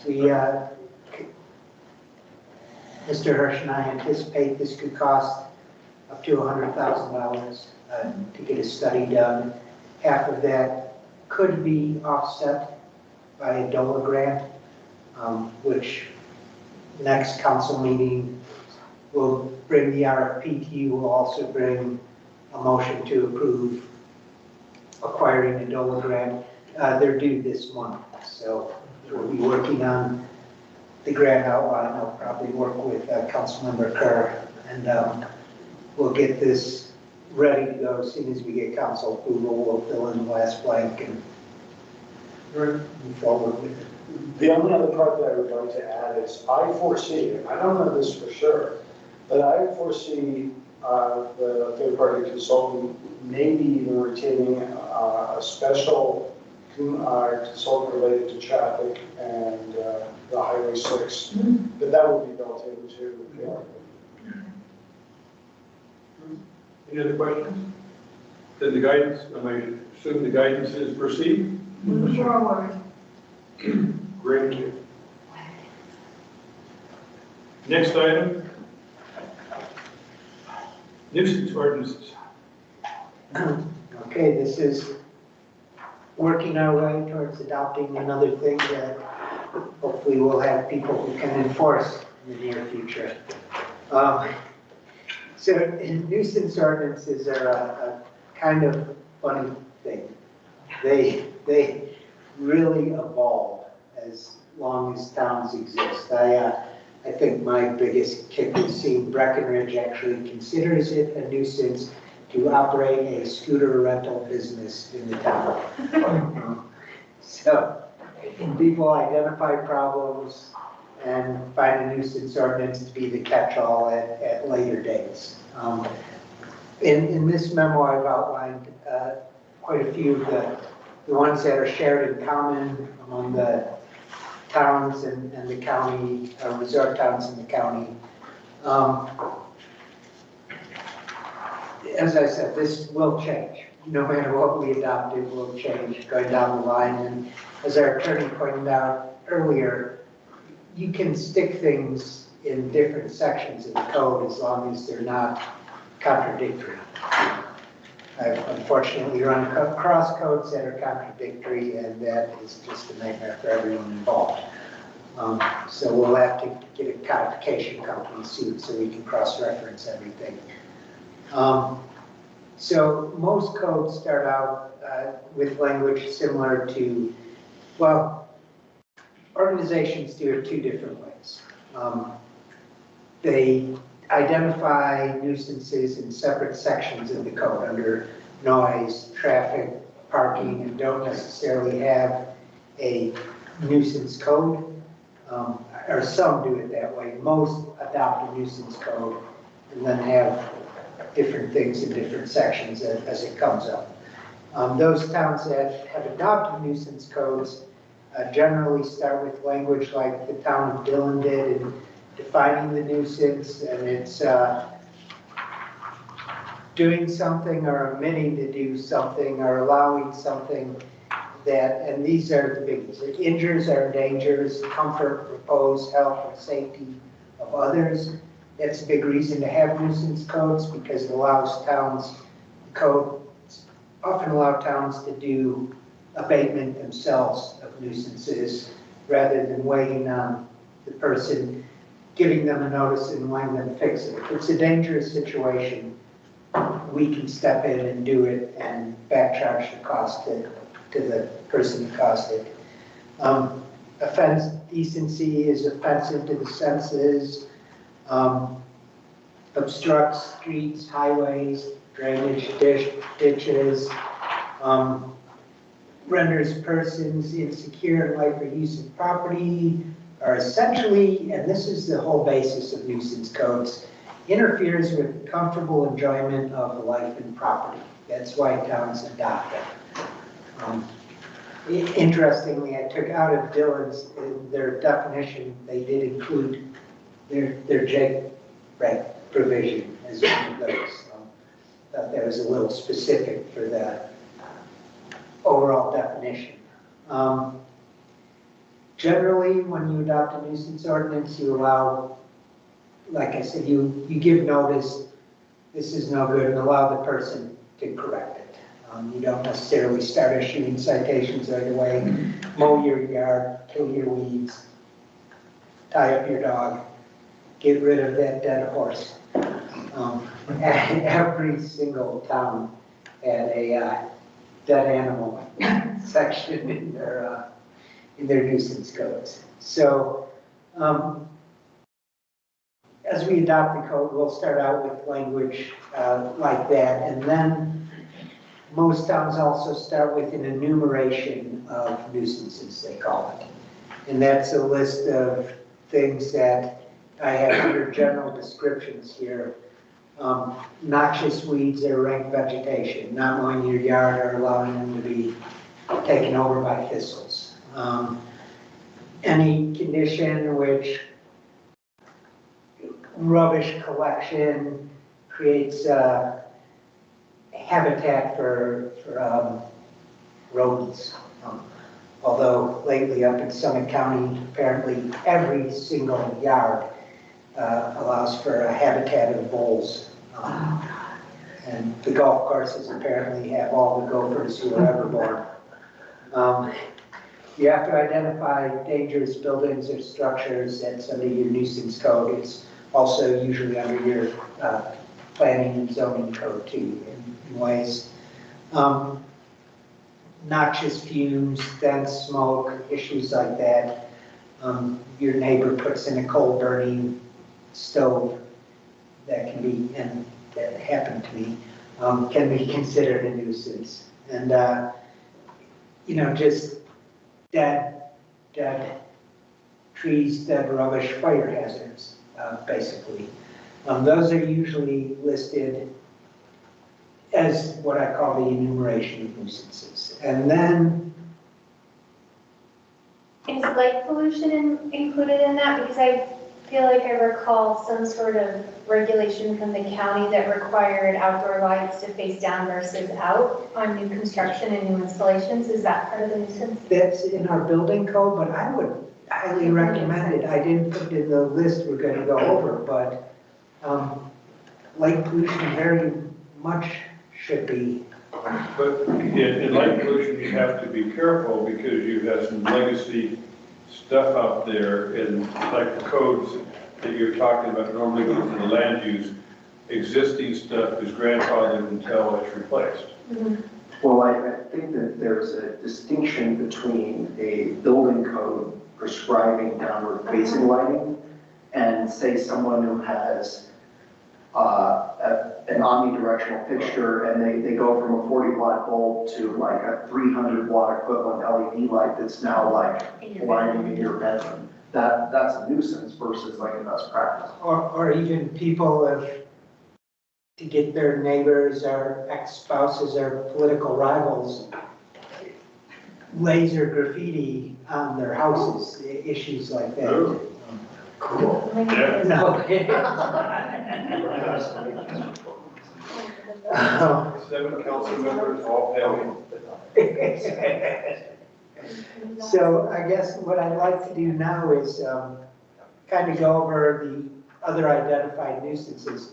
I forgot one. Common law is something many towns incorporate, and that's kind of a catch-all for things that have been prosecuted as nuisances or appear in other state statutes as stuff as nuisance, but weren't specifically called out in your code.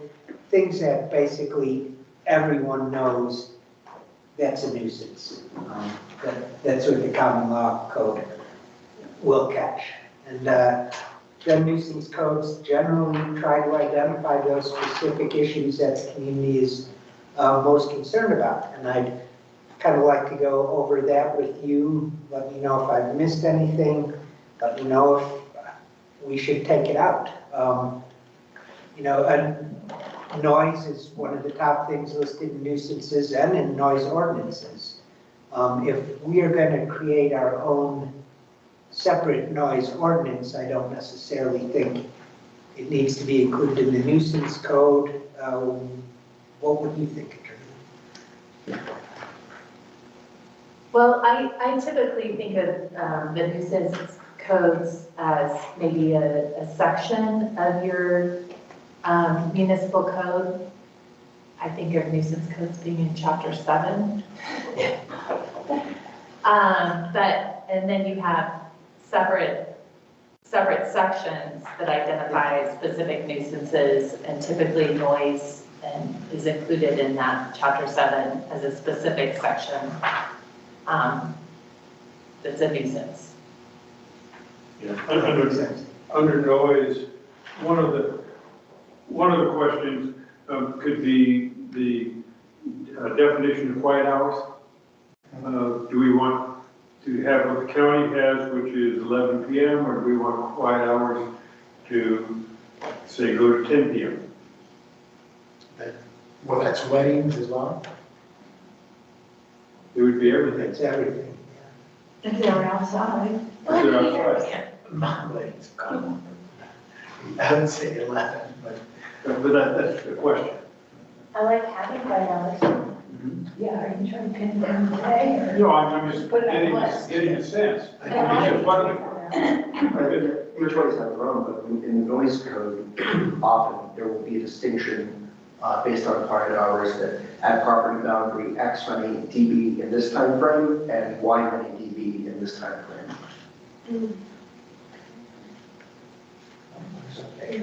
Sounds Yeah. good. Oh, yeah. So the question, should we have it? Yes. Yeah, should we have it, and then we'll let the town manager come up with the recommendations, and we can debate that when it comes before us. Okay. The next ordinance I called out was I just don't come out on fire bans. And then talk about fire bans. fire bans. So we'll definitely have to have in our police code, possibly in this, that when fire bans are in effect, or even allowing our police chief to put fire bans in effect, that the fire department might not. Those are possible issues. The other question is outdoor fires. Well, I'm sorry. Go ahead. The fire district has Yeah. requirements. I know I had to get a license. And they're great, but we should reinforce those. So, I mean, would we have our own and then they have theirs, or? We could both have. So they can be different, They could be different and you'd have to, then you get 2 licenses. if we want. I'd say we all. Yeah, I would not recommend that. Well, yeah, I don't think the noise ordinance or the nuisance ordinances would involve a license. They wouldn't require a license, so you wouldn't have to have two licenses. You have to get a permit for a fire. Right. Yeah. That's as simple as calling and notifying Right. in most cases. Well, Well, we yes, should you know, do you got that. you have to live by a bunch of different requirements. Yeah. Yeah, I I think, guess I didn't want our requirements to be different. and we should probably acknowledge those because and initially I was a little skeptical of people regulating my fire pit, but I think they're amazing with the requiring the distance from combustible material, the cover of your fire pit. I would move as a town council member that we support and refer to the fire district's regulations. I would agree with I agree with that. Okay, that was my point, thank you. good and easy. Fireworks, and I do have to tell you, I became the person my younger self would have hated, because I was writing this section on July 4th. And, I realized, okay, I've jumped the shark, I'm old, I'm saying we need to control fireworks on July 4th, but, The fire meeting. Councilmember Davis.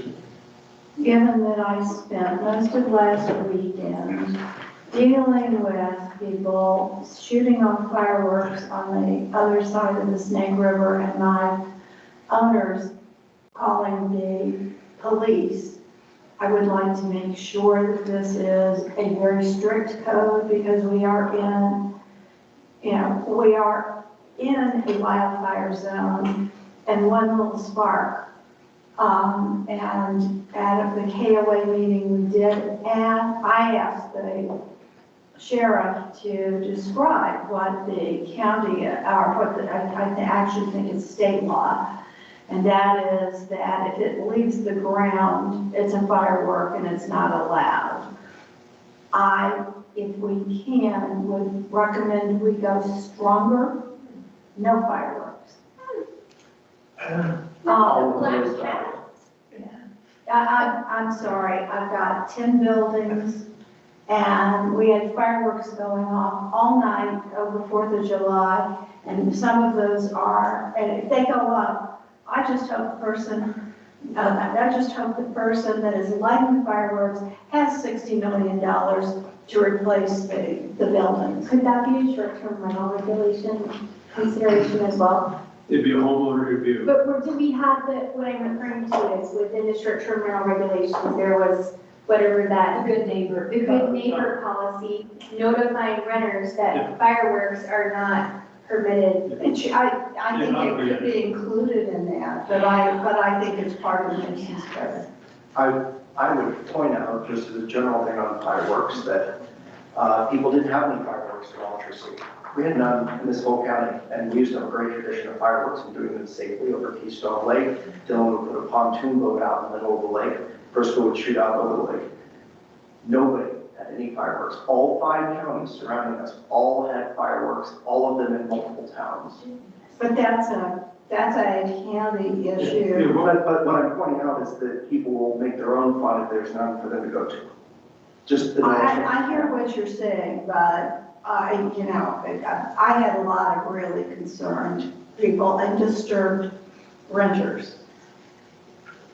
So what would we consider a firework here? Would a snake or a sparkler? And there should be an exception for commercial, so if someone wants to shoot shows out over Keystone Lake. I think that's a different issue than Yeah, some we're other. not talking commercial. Permitted shows will definitely be exempted. Okay. Permitted, so they'll have to come. There's so many safety requirements they have to follow.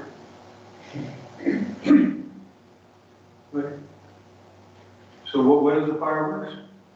I think we don't have a definition, there's general agreement, we want it, but no definition. Yeah. The state's definition is anything that leaves the ground or explodes is a fireworks.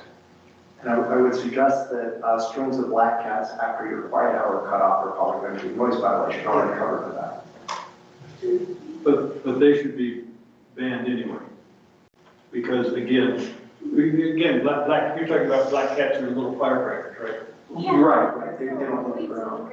Yeah, they don't leave the ground though. And tell the kids throw. I think generally it's like fireworks that are explosively propelled So into the air. sparklers would be Okay. permitted in the driveway and Well, the the question, that's the question. Oh, but they left the ground. I'm holding it in the air. I understand, but that's the question. And he clarified explosively propelled.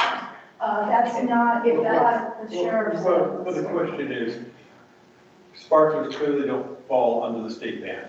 The question is, are we banning beyond the state ban, or are we comfortable with just going with the state's definition of fireworks?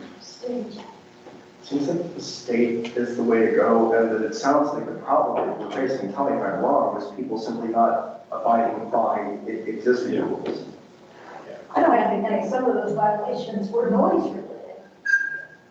But they were, yeah, I am more concerned about the fire. yeah, fire. It's Don't like the noise either, but I'm more concerned about the fire. it's fire. And I think when there is an actual fire ban in effect, and we've had fortunate 4th of July this year, last year, where there wasn't the previous years where it was, like, then sparklers might not be allowed. Right.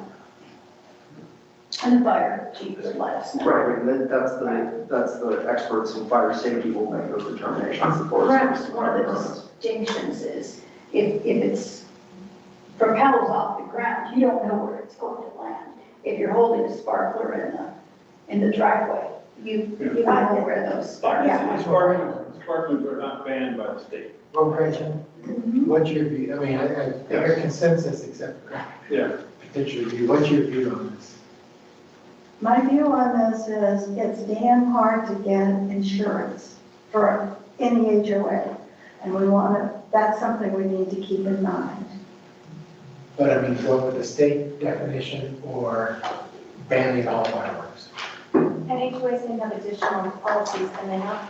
And then that, in this case this weekend, there were no fireworks going on the property, Pines property. The fireworks were going off across the river, coming towards our buildings. They were rockets. So those wouldn't have been allowed anyway under the state, right? Right. Did the sheriff respond?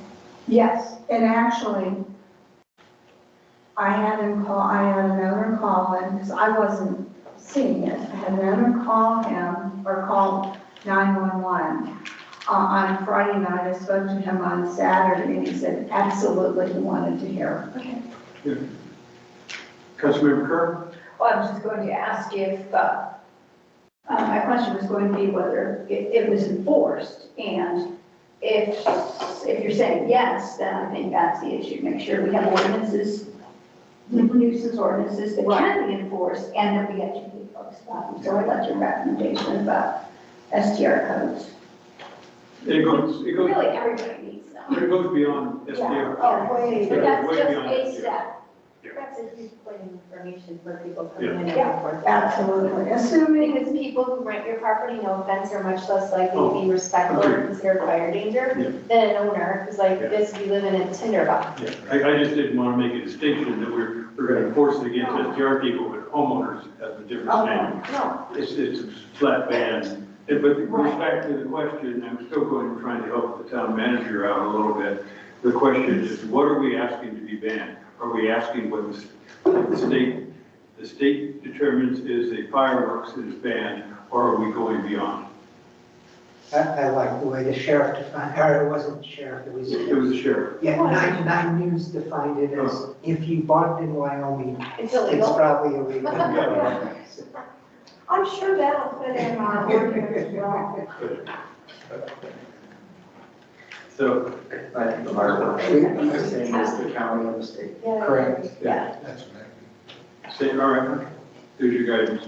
Good, so abandoned vehicles, I put this in here because some of the communities address it in their nuisance code. And these are just vehicles abandoned on public right-of-ways. My personal thought is that this should be dealt with in our parking regulations rather than a nuisance code. Yeah. Works, fine, sorry, party foul. How hard is it to enforce a parking code versus this ordinance? I guess I'm just referencing my experience with the county with no parking on county roads, necessitating a ticket, or no, necessitating a warning before they actually enforce those no parking violations. Like, it's ridiculous. It's a waste of time to put it in the parking codes if it's not enforceable, and it's like three-strike traffic. People coming to ski are going to park on our street and they don't care if they get a warning. Well, this will be different from parking on streets. This is literally abandoned vehicles, no license plate on it, just. So only abandoned vehicles, not excessive vehicles, not recreational vehicles, screened from view. Well,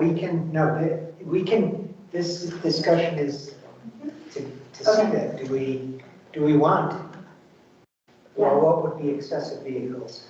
I don't know, but it's something to consider for my neighbor who likes to park like 12 in his front yard, because Summit County allowed him to build a parking pad in his front yard. So that one would be storage of vehicles, which is our next word. Including the Summit County.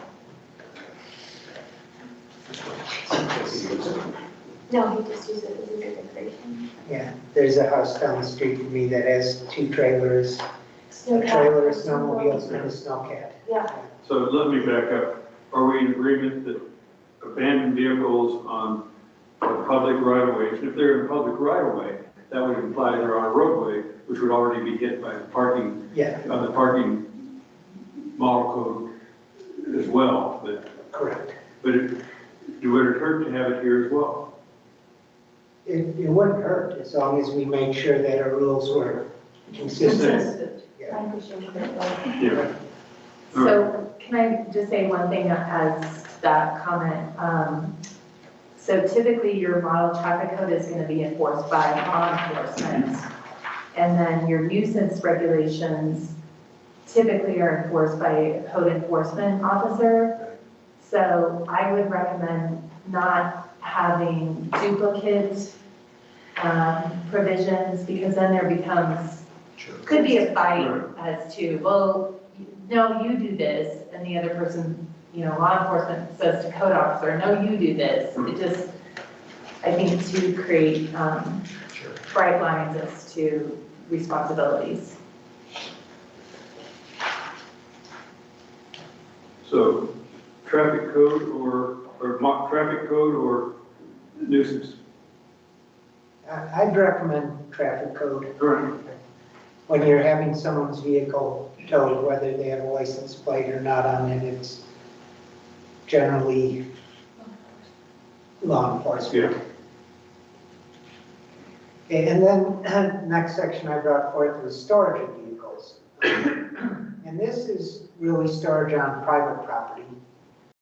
It has to do with things, RVs, inoperable vehicles, trailers, boats, snowcats. Often codes require, and this is often in the development code, more so than a nuisance code, require these types of vehicles to be shielded. You can't, when I moved in with my wife, her brother lived there, and we had 1 and 2 half vehicles in our front yard. It's things like that, that's a nuisance. Your brother-in-law? My brother-in-law. Oh, the vehicles. Yeah, 1 and 2 half vehicles. How is this a town issue for us to regulate private property in this matter? How does this not fall to the HOAs? Not everyone is in an HOA, and HOAs might have different rules, and as a town, we might feel it's not proper for RVs to be parked in front of houses, regardless of where they are. Unshielded. Unshielded. Define shield. blocked from view by fencing or vegetation, or the house itself. So, chapter 3, I believe, addresses that issue, and it's as simple as, it could be landscaping, it could be a fence, but it's covering the vehicle, like a tarp or something that was designed for such vehicle. Councilmember Sullivan? I guess I have lots of questions about how this could really work, because there's a lot of condos that they have community parking, not covered. Then there are people that come to visit, STRs, folks, or even people, homeowners, that will have a car, a garage, they put the car in the garage, but they got a trailer they pull behind that. So I'm not sure how we could. This type of law would have, you'd be allowed to park anything temporarily. It would be after a certain amount of storage over, 72 is probably too short, but storage over a month or over several weeks or something like that. And I believe most HOAs probably ban RVs anyway. I'll be blunt.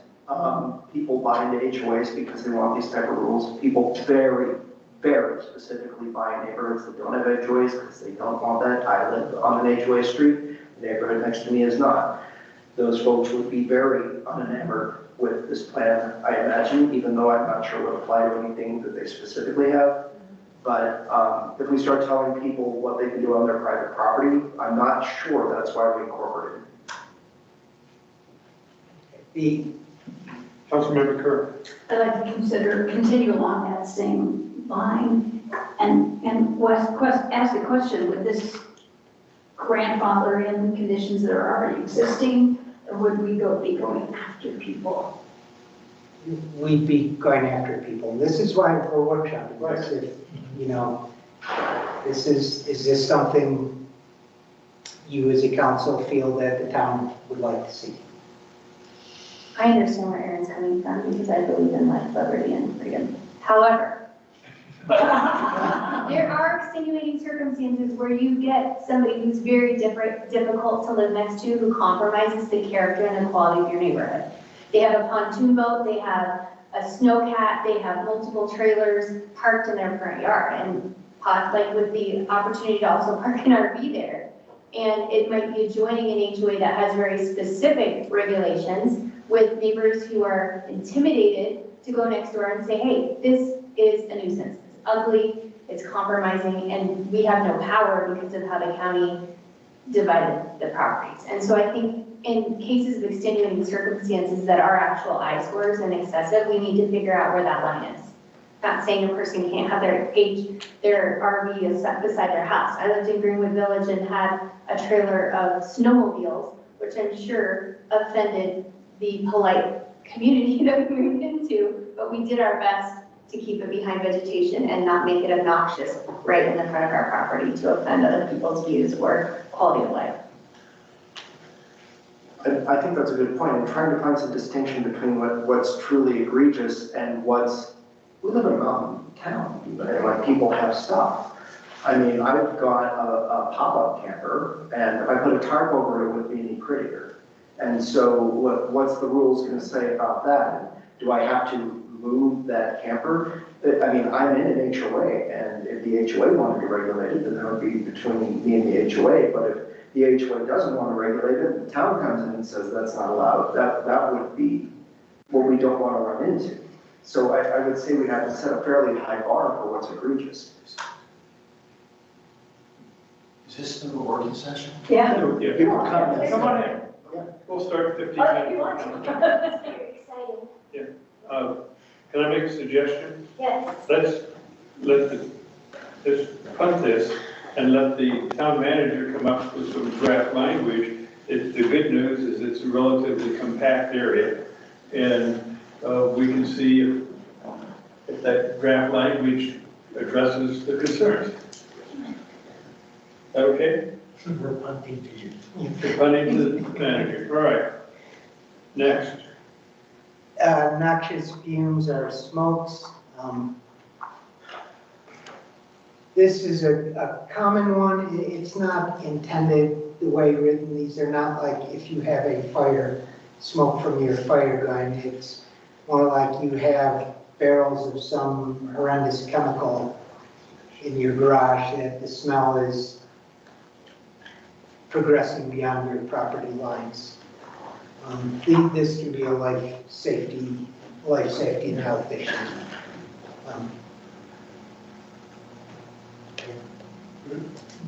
Garbage. Sections address this. There are two different things. Accumulation of garbage, just allowing a rubbish heap to pile in your yard. And I know it's a personal yard, but a town is a big community, and rubbish heaps on personal property can cause a health hazard on neighboring properties and issues like that. So that's why we regulate on private property. But not only accumulation of garbage, which I think is a no-brainer. No trash heaps in your yard. But many codes have to deal with storage and wildlife safe containers or buildings, trash kill bins. I recommend we put wildlife safe containers in our nuisance code. Can that extend to commercial dumpsters as well? Yes, it can. Wonderful. Well, for commercial dumpsters, most of the HOAs who have commercial dumpsters actually have them in a air-resistant building. So you don't have to have a container, it just has to be Not all of them do. not open. Not all of them It do. says container.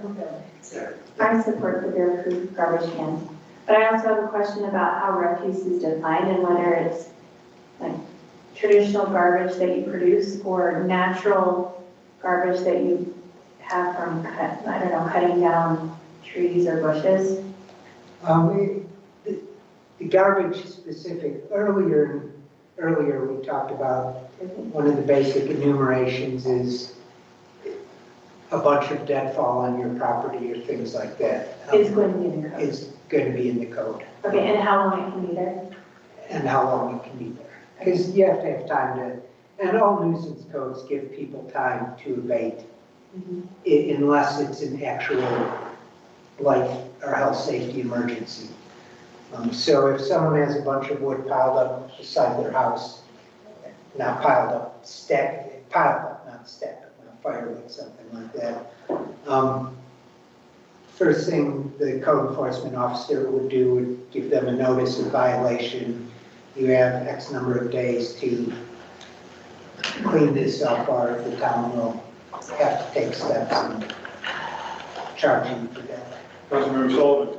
I think the garbage part makes sense. The question I have is the bear-friendly containers. Do we have any sense of, across our town, how big of an issue is that? 40% of the folks don't have that? Or is that a big? It only takes one. But my guess is it's probably less than 10%. All the HOAs have bear-proof containers. I don't know, I can't speak. Where you may have some issues would be with individual homes who have trash containers that are not bear-proof, that they bring out at 7 a.m. and take back in at 7 p.m. But the way that's normally dealt with is a container on trash day can only be out during that period of time. And it's normally 7 a.m. to 7 p.m. or something like that. And then, or if the container is outside, it has to be bear-proof. I don't know, as long as there's the exception for bear-proof, because people work night shifts. Yeah. And like they can't be there to put their hand on because they're already at work. But as long as it's bear-proof. Bear-proof. And then I've definitely seen commercial locations that do not have bear-proof stuff, and then we all know that there are places that are in the habit of not engaging the bear-proof mechanism. But I'm not sure if that falls, or maybe that does still fall. It would fall under, It would fall under, the language of the ordinance would require that you use the bear-proof mechanisms. Oh boy, and some businesses are so bad about that. It's absolutely terrible at Mountain View Plaza, like on the regular, the bears are always, I mean, the bears don't even care about the residential dumpsters because they know there's free tacos and diapers down around the corner. Yeah. Well, there's also an STR cleaning business that dumps in the dumpster too. So when the bears get in there, there's a lot of home refuse that they've then taken there, and then there's a lot of food refuse. So that would require, this would require that business to put it into an enclosure. Correct. Or lock it up. So I have to lock it. I've seen them where staff goes out and pops the lid open for the night and then it's, That's a regular occurrence. yeah. Right. Dangerous buildings are already identified in our development code as a nuisance. I don't think we need to include it, although it's kind of interesting. They're one you're taught about in law school, attractive nuisances, things like that.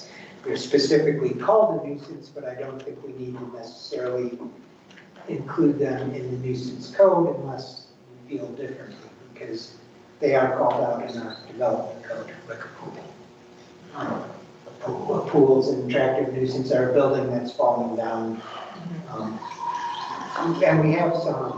we've had some of those old buildings. I remember when they continued the bike path over near where the river course is, how an old barn just fell down there. So these are things that, its pieces are still there. yeah.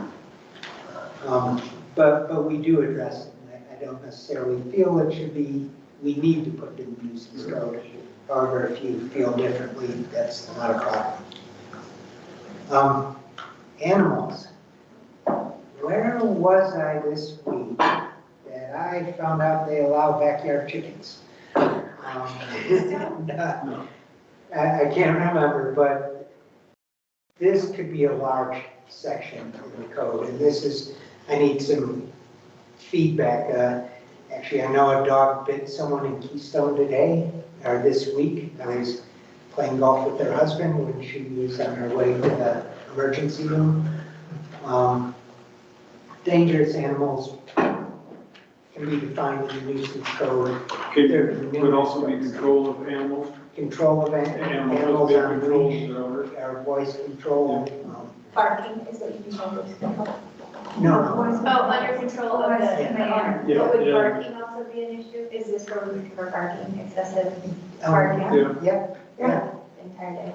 yep. And we could also have I think that harassing wildlife. And how do we feel about things like, well, and dead animals, as I mentioned, we do have a state,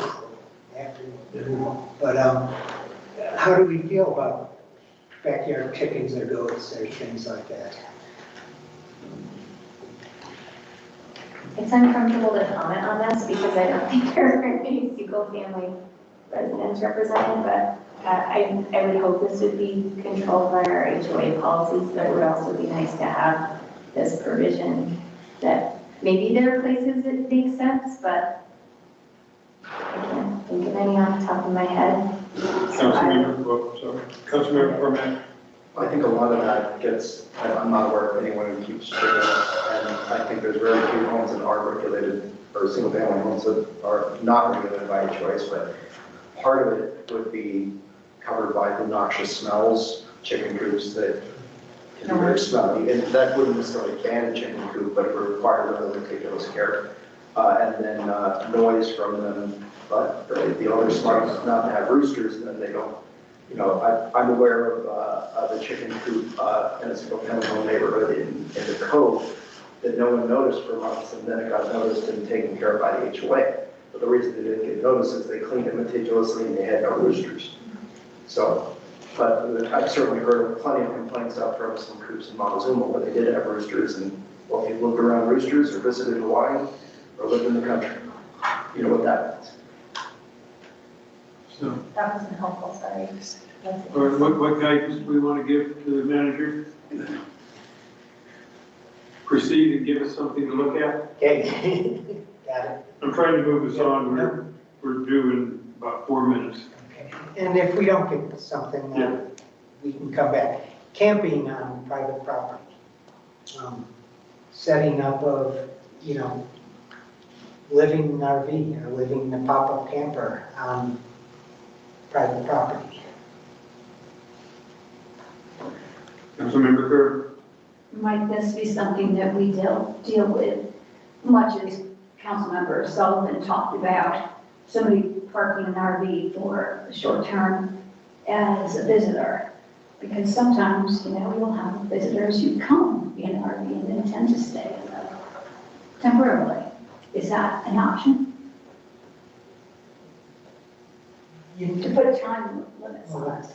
That's up to us. Yeah. Are you referring to someone who is living in the RV on the private property? Because isn't just parking at part of the storage? No, someone living in, and that kind of falls into two categories too. Is it someone who's staying with their friends for a couple weeks and wants to live in their RV? Or is it someone who has an RV and is renting it out to a worker for a winter? Yeah. I think that the exact example you just gave is very difficult to distinguish. I think the only real easy way to distinguish it is you have an owner who bought an RV and is testing it out for a couple nights before they go practice dry camping. Because as soon as you start having guests, then they're not paid, they're not seasonal workers. But you don't necessarily want to say, well, you can't sleep in your new RV in your own house for 2 days, or you can't let, if your kids want to have a backyard camp out tonight, that's different, right? Yeah, absolutely. I agree with Aaron. Once again, our neighborhood has encountered this because we have a sizable cul-de-sac at the top of our supposed county road. And people who can't find approved campgrounds will come up and try to camp in our cul-de-sac. And they defecate and they leave garbage and it's awful. And that's not an HOA issue, that's a county road issue. And so I'm wondering if that would be included in something like this. Yeah, absolutely we should. You're right, camping on, I said private property, but it should be anywhere not a designated campground. Yeah, I think there's the distinction between that like parking on the road, and then there's a question about private property. If I'm a business owner, can I give my employees permission to camp in my parking lot? I would say that would very quickly fall into the category of nuisance. But I definitely do see that in some places. And I think it's worth it for most of us to think about the idea that nuisances aren't things that happen once in a blue moon and are generally unnoticed. Nuisances are things that become problems and often are regular. So things are always going to fly under the radar if you're not making trouble, and it's very rare or one-off or someone's house burned down. But it's when people are like, oh, well, my employees don't have housing, I'm just going to let them live here, or I'm going to rent out my driveway to my friend who's just someone paying me rent to live in their camper. Those are the things that I imagine would get caught both in notice and under what you would draft us. At this point, it's now 7 o'clock. Can we put this on the agenda for next week and then we will continue? Absolutely. All right. With that, I would ask that any discussion that we have on manager council issues will be addressed during the council session. This will begin shortly.